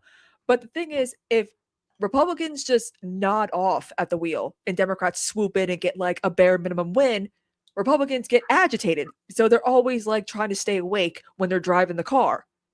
So that they don't like, lose it or whatever. Like, you know what I'm saying? But like, that's how I always felt. It's like, they're driving, they're racing. And if the Republicans nod off for like 1 second, boom. Because again, with 2024, Trump winning, how the hell did Democrats win on an off year midterm election? Like, how? Yeah, I don't know. Things were kind of 2022 is kind of crazy. Like, I think the Roe versus Wade. And then also like last year, with of course, CIA spammer, she's been a disappointment or whatever, but it's like, how did the Democrats do so well in an odd year election year? Like right after Trump won too. I feel like Elon cheated. That's what I'm gonna say. There's like, you can see this coming from a mile away, but I mean, like, a lot of people like kind of theorize about 2022. They're like, Roe versus Wade is going to play like a big role in this, and then it codified it. Nope. But it did, and then they said in 2024, oh, we're gonna do the same thing. We're gonna remind everyone that Roe versus Wade is like, they're like, give us $5. And then it just like, by then everyone was just like, yeah, our attention spans are shot. Like, it worked for one cycle. And it's like, yeah, I mean, it's kind of depressing that only worked for one cycle, because it seems like people didn't care by 2024 really. But I mean, I guess they did care, but it's like we've moved on. I just can't believe they removed it as like a right to what was it, like a right to privacy issue? And I'm like, oh, come on, man, because it's not in the like, again, if Obama ran on codifying Roe v. Wade on day one or what, I would be doing that. It's always worked very well for Republicans to, like, when number one, the whole pro-life label, right? Like, it's bullshit. Like, it's bullshit. Yeah, they only latched on to abortion because they knew they can't ban women from getting credit cards and bank accounts and all that. So they because I remember reading into it. It's like they focus on abortion because they know there's an easier way to emotionally manipulate people. They're murdering a baby. Look at this baby. Look at this 6-month-old infant. They're murdering this. Like Rick Perlstein's books on like Reagan and Nixon, like the conservative movement kind of go into like this kind of the thing. Moral majority. Yeah, like Reagan land goes into like this a lot. But it's I don't know. It's there's a number of people in like evangelical and especially Catholic, obviously, communities that is like, it is an issue for, like, it is something that they've believed in for a long time, that abortion against birth control too, and IVF and whatever. Yeah. But it's like, so that's like, that is a salient issue for specific groups of people, but the convergence of it was kind of a plot between like religious right leaders, because it's like, yeah, it's the classic thing with the Southern strategy, basically. They're like, oh, first you say like Edward, but then you can't say the N-word anymore. They won't let you say water. Woke. No, but then you have to come up with other things. Someone said the Southern strategy was not a real thing; it was made up. I'm like, it's well documented, dipshit. That's what Republicans say it all the time. I'm like, come on. I mean, he was Nixon's guy. He got Nixon in there. That's a big part of it. Like on the idea of like, racial resentment and like white flight. But it's you can't say the word anymore because of woke. And then you turn around, so you have to come up with something else, and it's like, DEI, CRT, Marxism. Well, it goes on and on and on and on and on. Yeah, the think tanks think every election cycle, and I'm like, you guys fall for it every time. But then you didn't know what CRT was. You didn't know what DEI was, and you were fine with it for most of the time because you didn't it wasn't described the way Republicans do it. Yeah, well, but it's also like, for a really long time. I mean, like Carter was anti-abortion. Yeah, like, he personally anti-abortion. He was like, he didn't really take a position on it. Joe Biden too, apparently. Like, but he did not let his religious get in the way of. His legislation. They kept trying to excommunicate him. Yeah, I remember that. But like, we're not gonna do that. But I don't mind if people have like their again. Remember, everyone's like, "Oh, Kennedy's Catholic. He might be taking from the Pope. Oh God, and he didn't. But it's just like he took more from the mob. But it's like I don't mind if someone has like religious beliefs, but I just don't want them to legislate like that because they had separation of church and state. But that doesn't exist anymore, and it's just baffling to me because I don't know if you know. Do you know? I forgot what his name was. Do you remember the abortion doctor who changed his views after seeing like a fetus, or like procedure abortion, like it's like a fetus moving or whatever because he saw it. Huh? There's been a few of those. Yeah, but the one I think the most prominent one happened like in the 70s and 80s, but I feel like he got paid off by like Jane Roe, like her last testament, she's like, yeah, I got paid off by pro-life organizations, and I'm like, I knew it because that's always how it happens. Yeah. Well, there's former Planned Parenthood employees. I'm like, come on. Yeah, they love those. They love doing that. Yeah, like, I'm like, and then they don't even work at a Planned Parenthood that does abortions because hardly any Planned Parenthood clinics do abortions now. They're like the original version of like detransitioner kind of people, where it's like, yeah, it's like I was there, man. I was there, and I saw and then the baby looked at me, Yeah. The Ralph Brigham thing where he's like, I'm Prince Skinner, look at this 5-week-old baby, and I'm like, okay, no. I don't know. I think it's clearly worked very well as an emotional issue. Oh, which is funny because it's like, I don't know. It's like I mean, remember Tiller the baby killer, and Bill O'Reilly's like, I had no, responsibility in that man's, death, and I'm like, yeah, you did. Another crazy one at the time. Terry Schiavo, remember that whole like I was following that like, oh man, Bailey Sarian did a whole up because I was always like, what's happening? Even when I was younger, I'm like, the husband seems to be taking good care of her. The parents didn't seem to have a good relationship with her or even the husband. The husband has a right to, and the doctors were like, she is a vegetable. She's not gaining consciousness. She's never going to, live a happy, pull the plug. It's fine. And then Jeb Bush and, George Bush, like, saved Terry, and it's like, no. And even, I mean, he would do her husband would do her makeup and, make sure she was taken care of, spend all this money on trying to find treatments to help her. You just created a million Terry Schivos. Yeah. But like her story is so sad because it's like she crash dieted a lot. And that's kind of, your heart, it's kind of like Karen Carpenter's situation because her parents were like, you're chubby, you're fat. And they just wanted the money. Her parents just wanted the money. Like her parents were awful.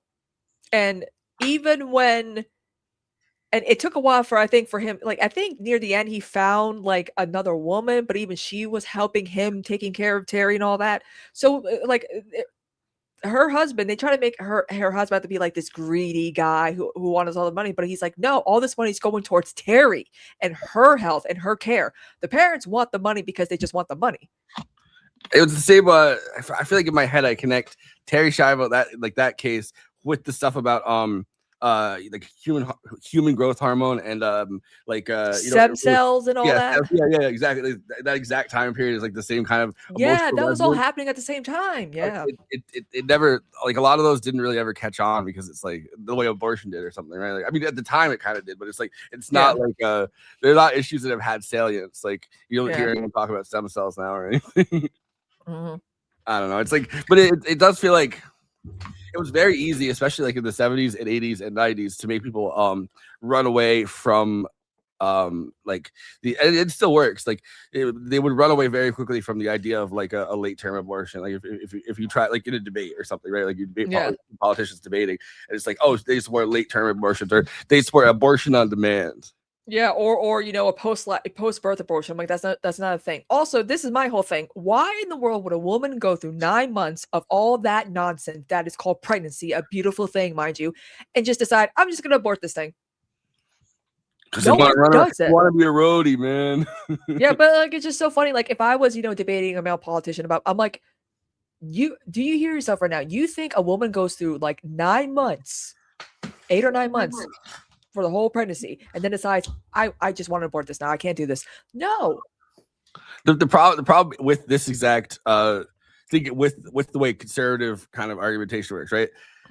They'll if that is the line of attack in like a debate or something, they'll just find someone who, like, the one person who has gone through like they'll be like, see, that one person did it, so it's an issue. And it's like, yeah, I just feel like that's how they've navigated this entire thing. It's like, you know, like if you're like that doesn't happen, meaning like obviously what you mean is like that is You not need one anecdotal evidence to we'll find like it's the same thing as like they're eating the cats, they're eating the dogs. You like find like or like they hire like gay dudes and put dresses on them and be like, I'm a D-trans person. I'm like, no, you're not. You're a gay dude in a dress. They threw the dress on you, did up your makeup. Come on. Yeah, I don't know. There's like it just feels like none of the stuff is ever like honest, and none of it really goes through like a debate. Like, yeah, it's all money, people being paid off. Like, I mean, there are people who are spectacle, and Trump more than any other politician, I think, of our time, like just understands spectacle.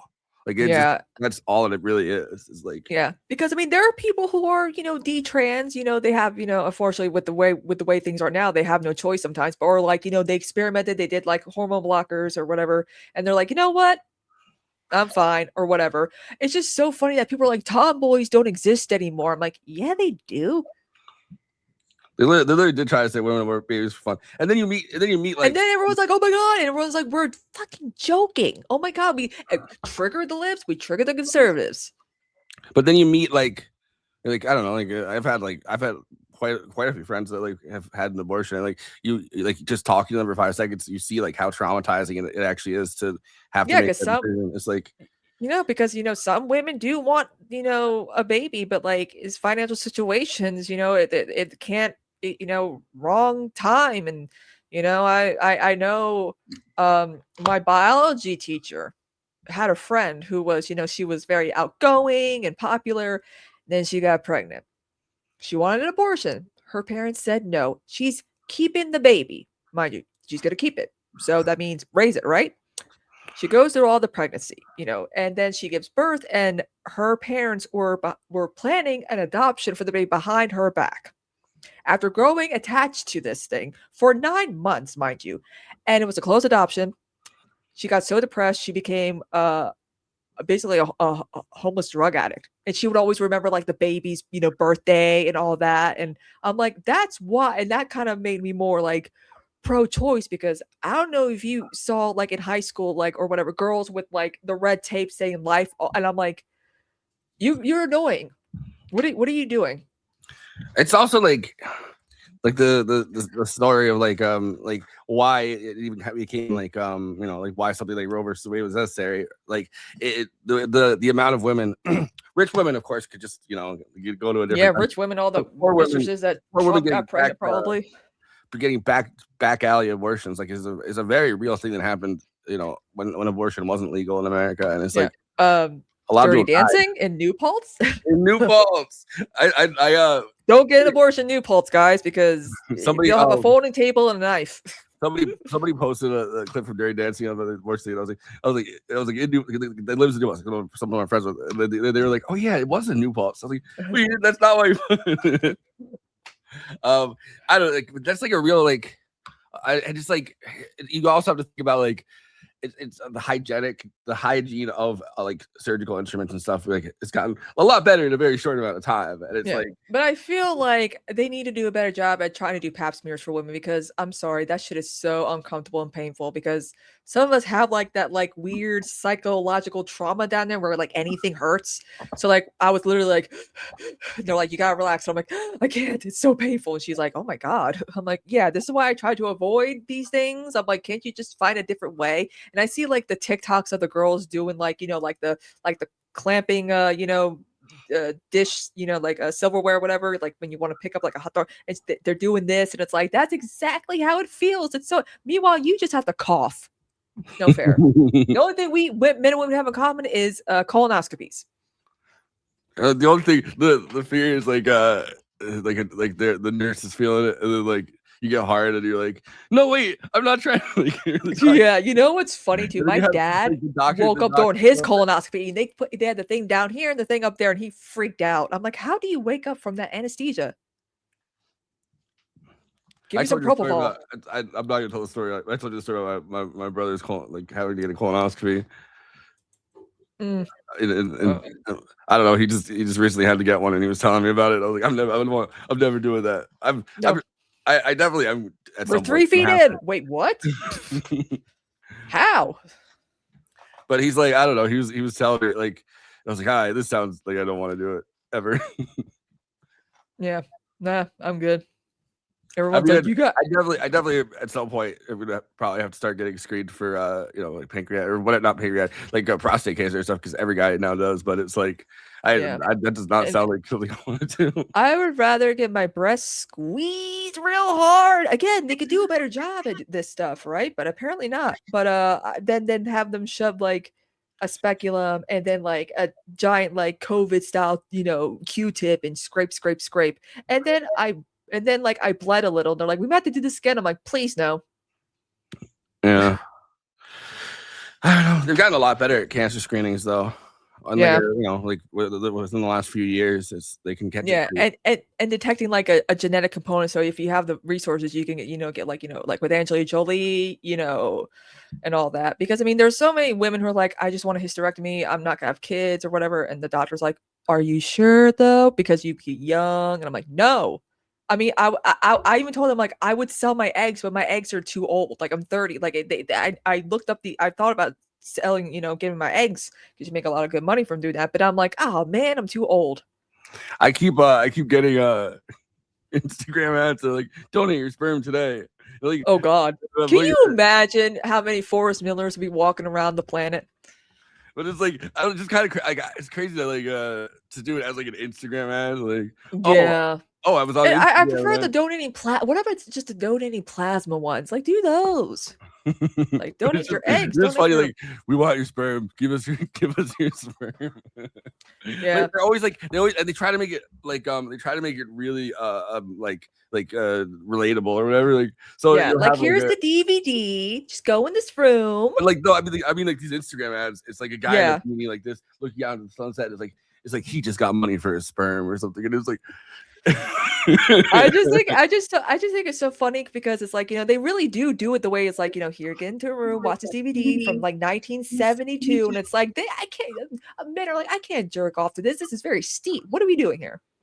I don't know. This is just I just feel like they're gonna like you're gonna be in that room and then they're gonna like knock you out or something and take a kidney and they're like you shouldn't have cut a kidney out, and that's a common soap trope where it's like, oh, they traffic organs or whatever.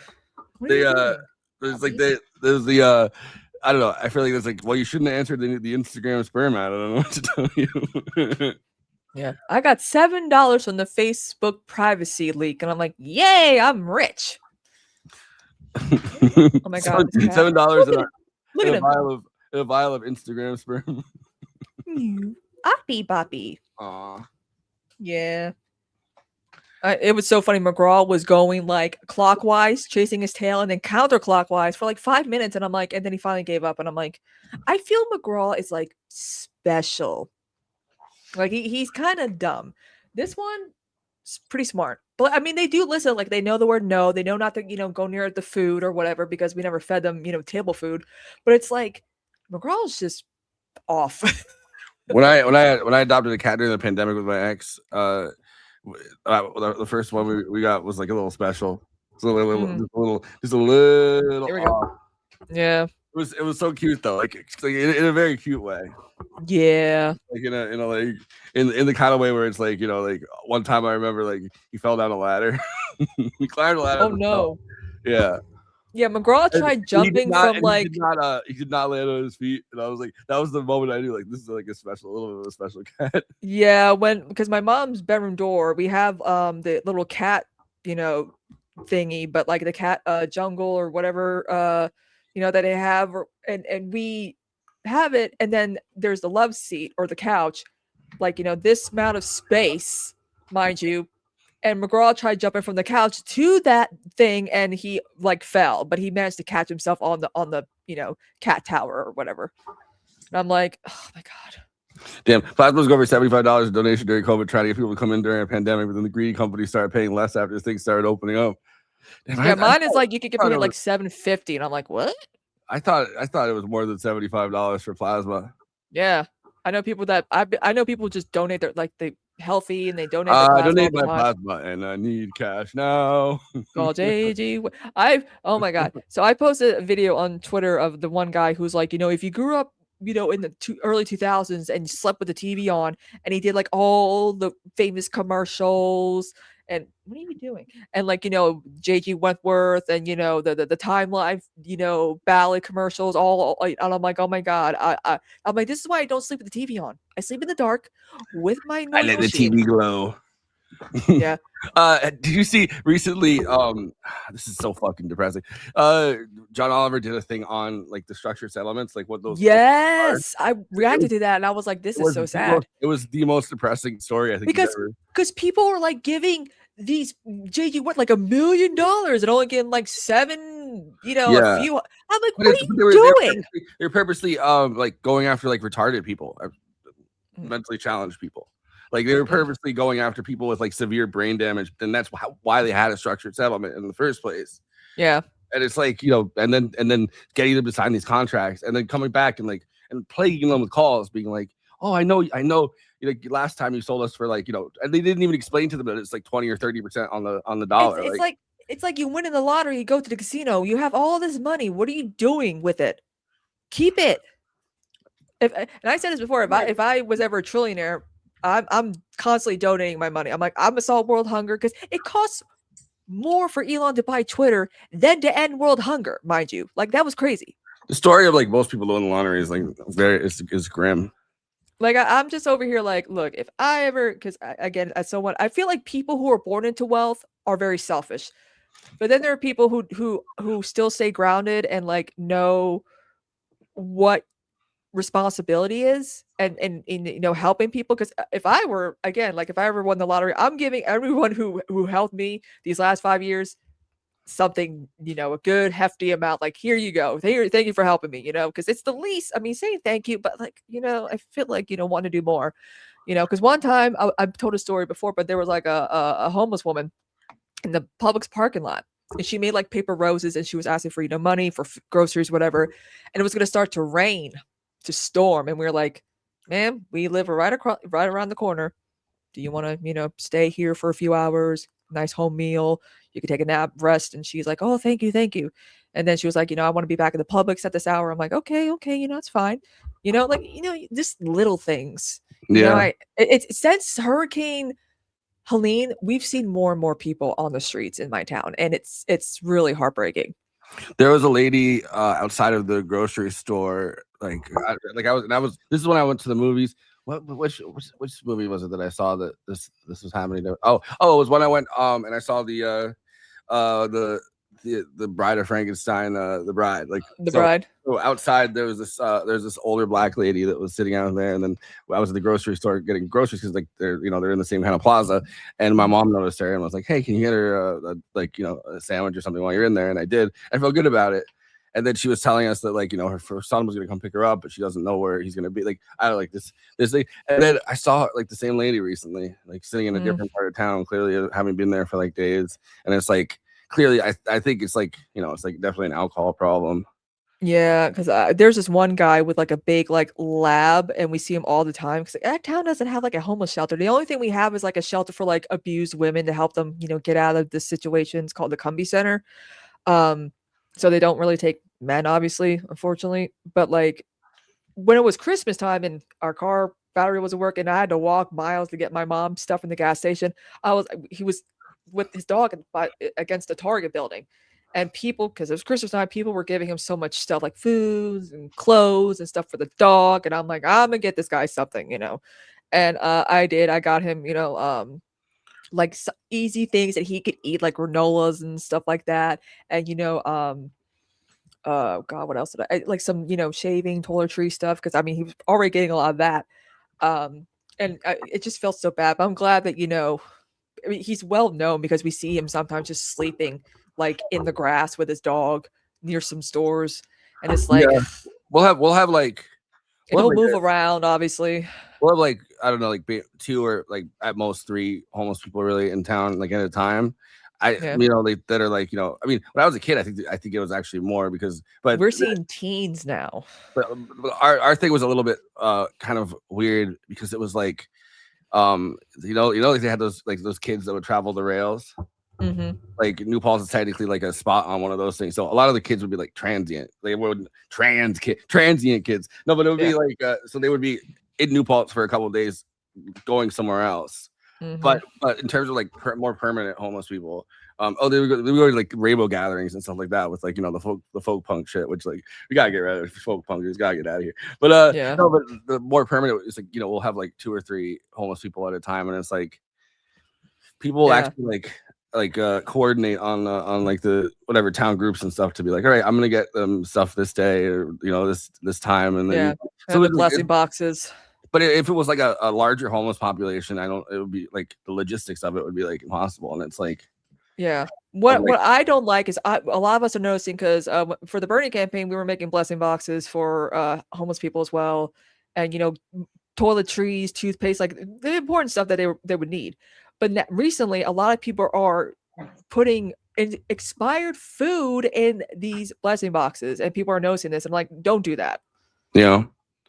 It's also like I don't know, like when you go to the city, there's like obviously like a fair amount of homeless people.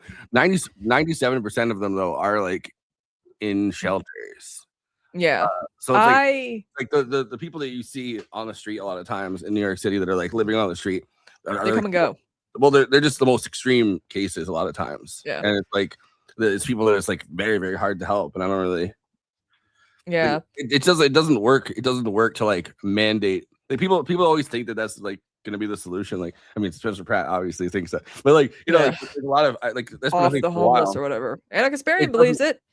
But it actually like the efficacy of it like makes things like worse. Yeah, like you don't like it's just so funny when you poll people in LA who think like euthanizing the homeless is how to solve the homeless problem, and then when you go to New York, it's like they're not even if they poll that you don't get the same answer because I think because New York is at least using resources for other like things, especially now with Mom Donnie. But like I remember one time went to the city, went to a food truck, and there was this woman who was asking for money, and I was like, okay.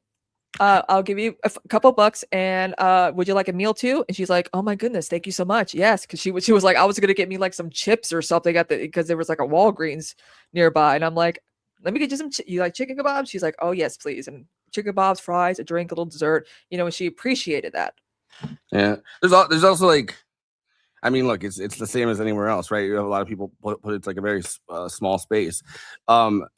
The people that are like not in shelters a lot of times like if had just a bad experience like a traumatic experience in one of those like city shelters, and it's like like I don't like Salvation Army. My dad went there for like rehabilitation. He's like, they beat you, like they torture you for like their rehab program if you're staying there. And I'm like, ugh. Yes, Salvation Army is a terrible organization. Yep. I'm like, Mom, no money. No. If I prefer Goodwill because they have a system where it's like, give us your big bags of clothes and they organize it and you don't have to worry about doing any of the work. I don't think people realize what Salvation Army is.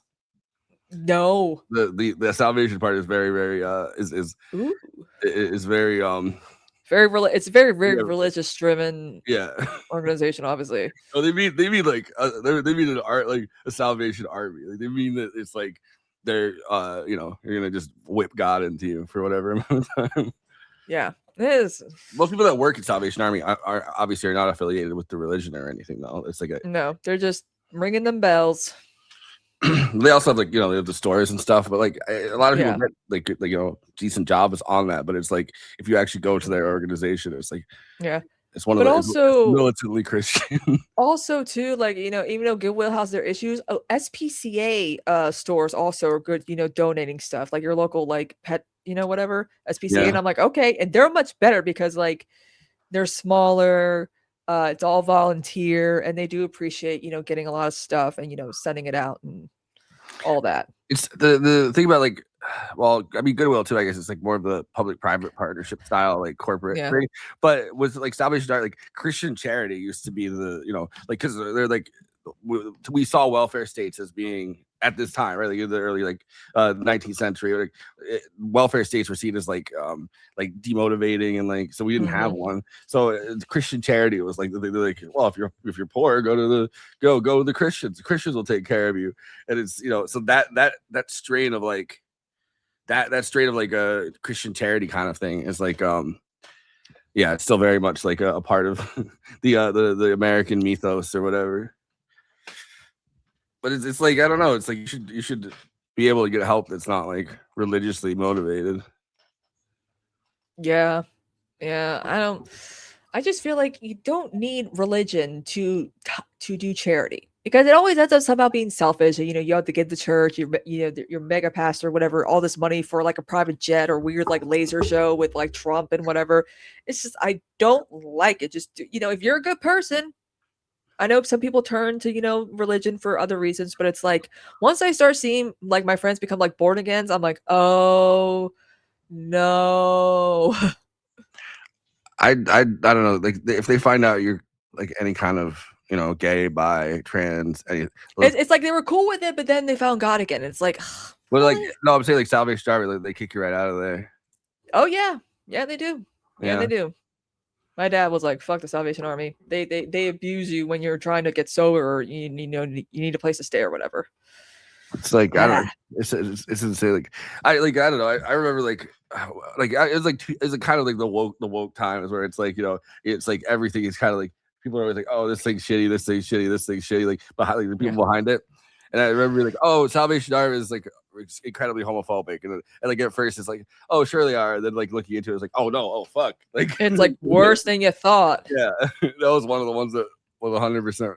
I'm always like, Mom, save your dollar bills.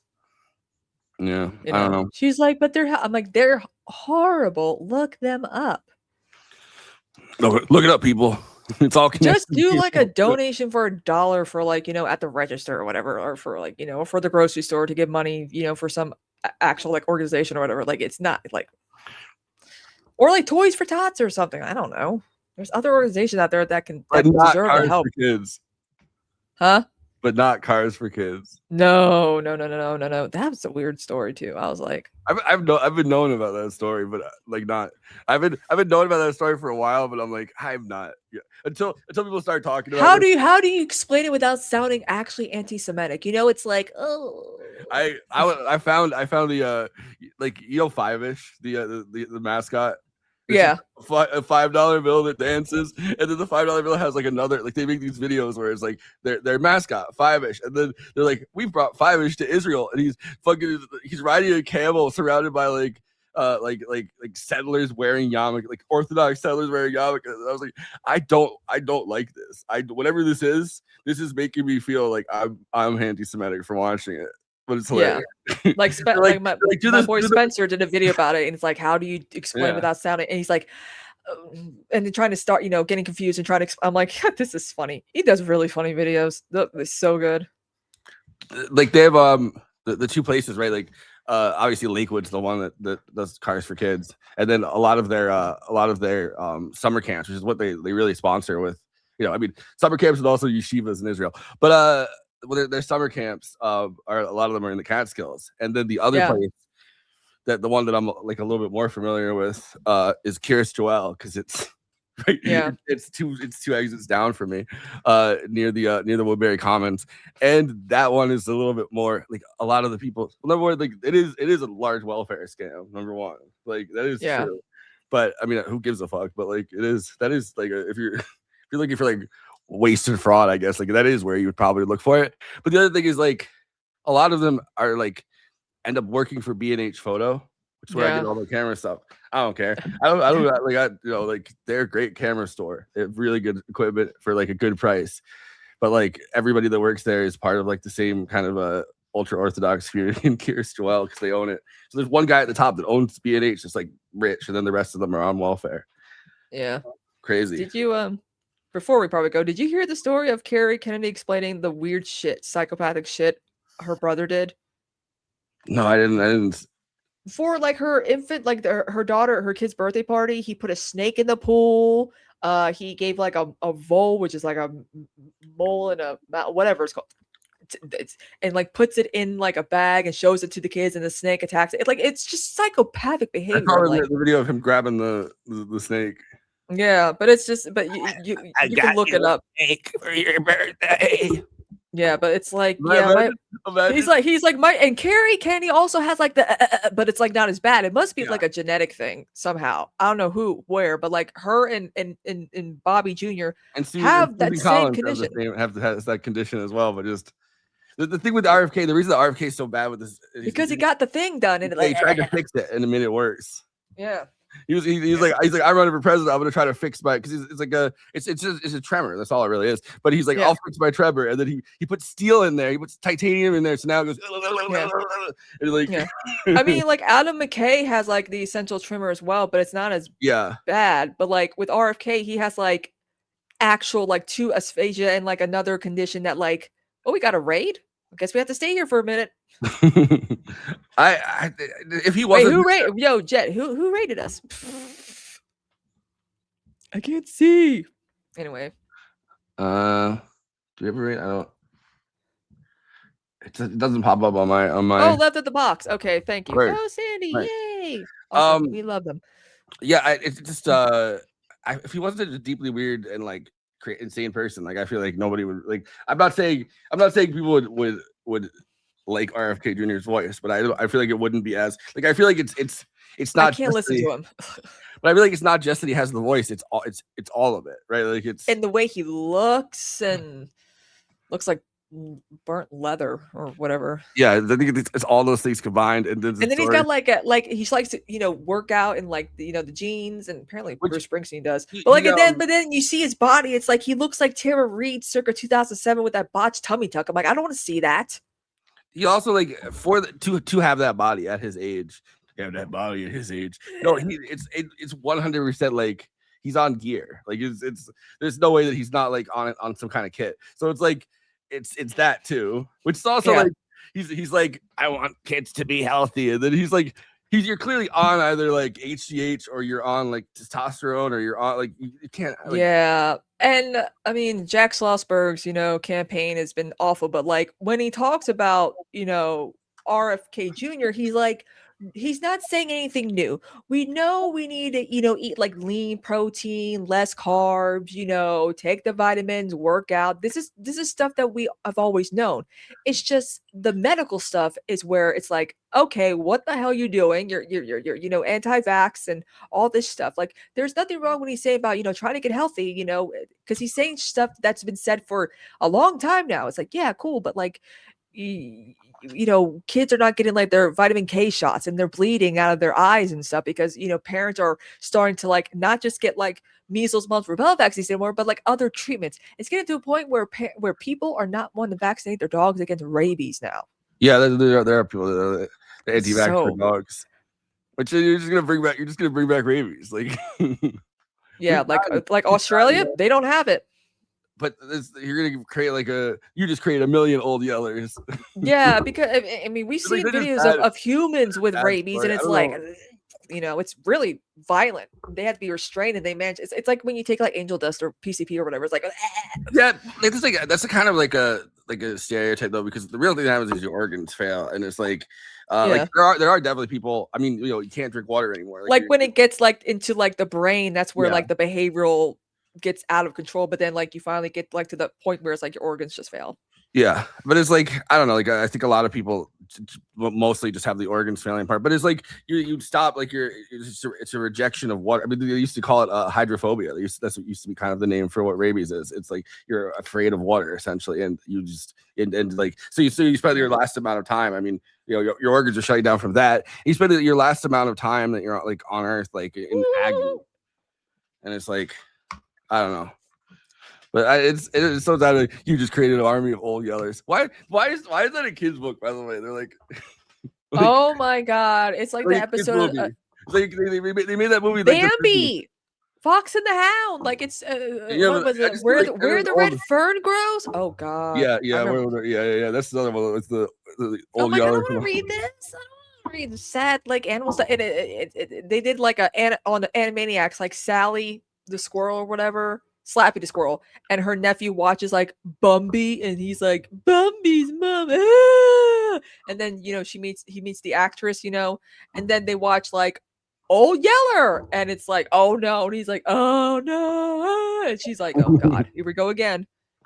Old Yeller. Like I don't know. I just feel like I don't even know what that story. Like, what is it trying to teach us? Like, dogs are loyal. Like, I don't know. Yeah, especially Really? after this past weekend. Jesus Christ.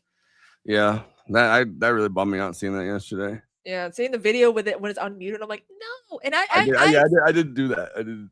I was like, oh, I don't want to see it, you know. And I've dog sat for like those types of dogs. They are non-aggressive, very friendly, very upbeat. You just gotta train a little bit because they could be a little, a little sloppy, whatever. But they're still good with other dogs. I'm like, what the hell? Why did 20 people in a helicopter have to show up? It also makes me like the cops have like dogs. Like it just Yeah. it makes They me got the like, canine. They got like the German Shepherds and the Doberman but I types, where it's feel like every they're time I see aggressive. shit like that. But every time I see something like that, I'm like, what the fuck are you guys doing with those German Shepherds behind the scenes? Like, Yeah. there's no way you're treating those. If you German can't handle a Shepherds. friendly dog, what are you doing? I mean, I know people. I remember that one video of the cop, who shot like a Pomeranian or like a Shih Tzu, who was very friendly. The impermanence of life, and life is very impermanent. We know this.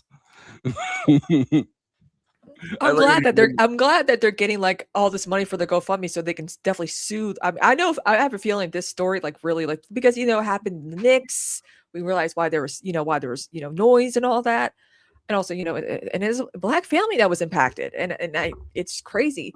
And I don't know. It just every single time I feel like everyone realizes that the cops are shitty and terrible and whatever, and then especially, but here's the thing: white people don't care about when unfortunately people of color get they got care by more about cops. dogs. Yeah, everyone. But it's about the animals; they care the most. And I'm like, white people, you just create a million.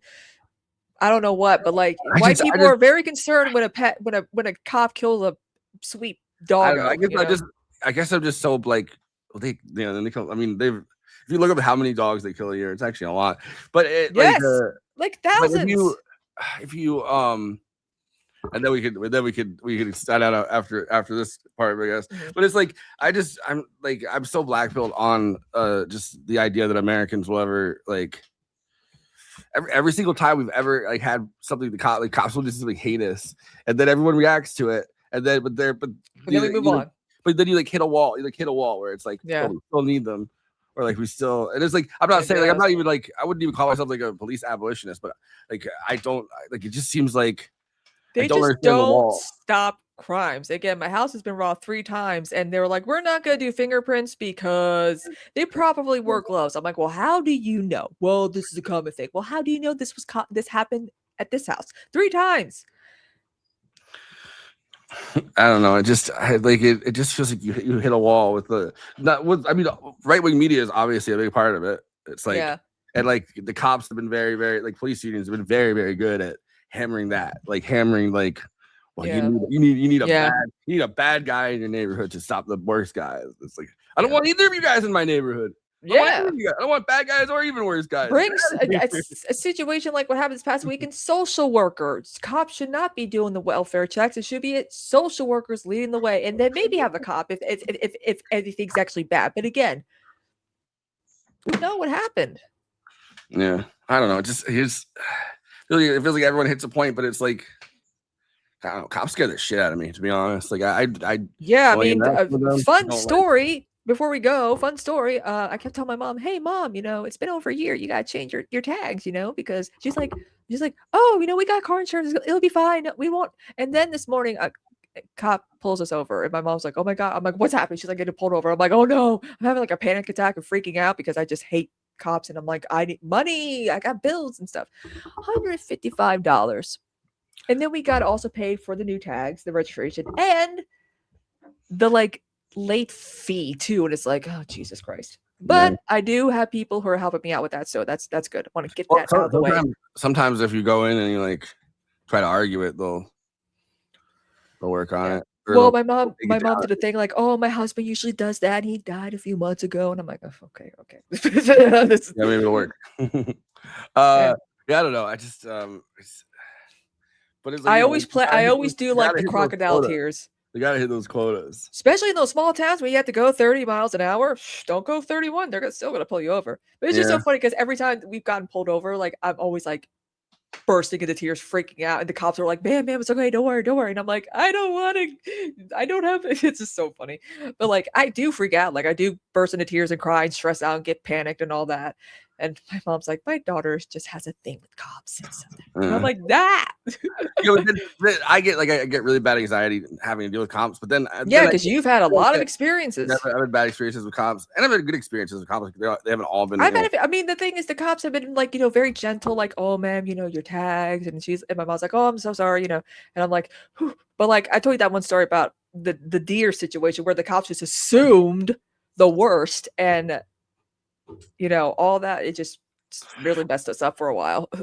My friend's house got raided by like the local it was it's like I don't know, like I mean this was in like Orange County, so it's like towards the city a little bit, and they have like a SWAT team kind of thing. So he got raided by like the SWAT team because his neighbors, he kept having parties, and like it was a residential neighborhood, and they were definitely like big parties with people like kind of like messed up all over the place. It's like I could see why they like just assumed that he was like running a trap house, but it like wasn't a trap house. It was just a party house.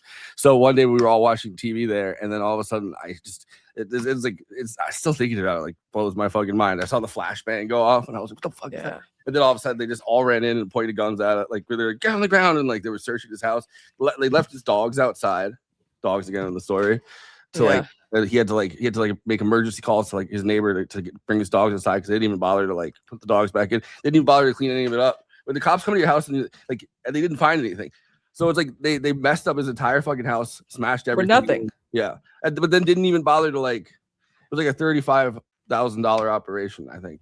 So then they charged all of us because they found like a little bag of like cocaine that someone had in their room, which he had like a bunch of roommates. Yeah.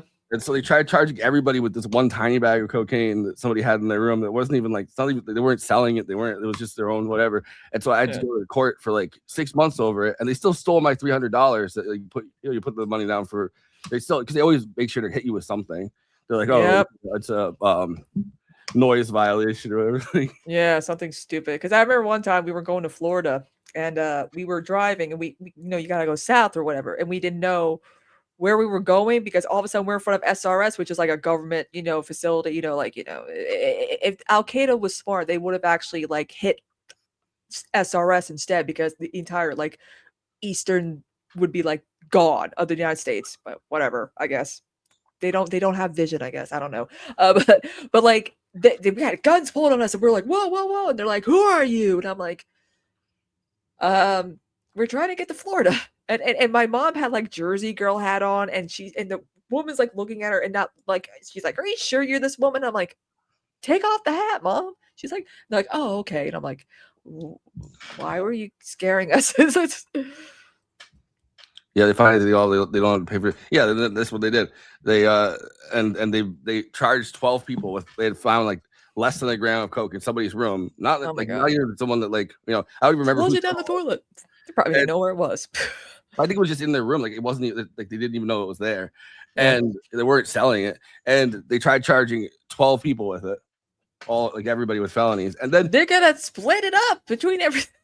But then they write that it. Was like a little bit. This is when I learned, like, 'cause I was like 19 at this time. But this is when I learned, like, they don't retract. Like if the story like doesn't go anywhere, like like they throw it out of court, they just don't retract the story. So it's like you still have like as like something on your record, not on your record, just in the newspaper. So if somebody like if you're applying for a job and somebody Googles your name and like where you're from, they just don't retract. And if you write to them and say, hey, can you retract the story, they don't even get back to you. And it's like, well, Augusta crime RGL report. I remember the one time my mom, I was like, oh my god. And then one time my dad, I was like, oh my, over like something stupid from like 20 years ago that he paid off, but he didn't have to prove he paid for it. And I'm like, oh my god, really? And I'm like, because this area is very small. Everyone's like, oh, I know her, oh, I know him, oh, he needs to keep his ass in jail, stuff like that. Everyone, it's small town, so everyone's doing mad gossip.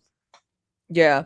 Like, right, like social media, like you get fucking Brenda social media, like fuck you, like just I know something about them, and it makes up stuff, and like and then like the mugshot that the girls who look like they did not regret it, like they were rightfully like doing something like probably to defend themselves, and like, oh, this person probably deserved it because look at she's like, yeah, Yeah, but it's just like, but then you could say all this stuff and people will agree with you a lot of times, right? Like, I don't think people are particularly like Yeah. most people are not like thin blue line, like Blue Lives Matter people, right?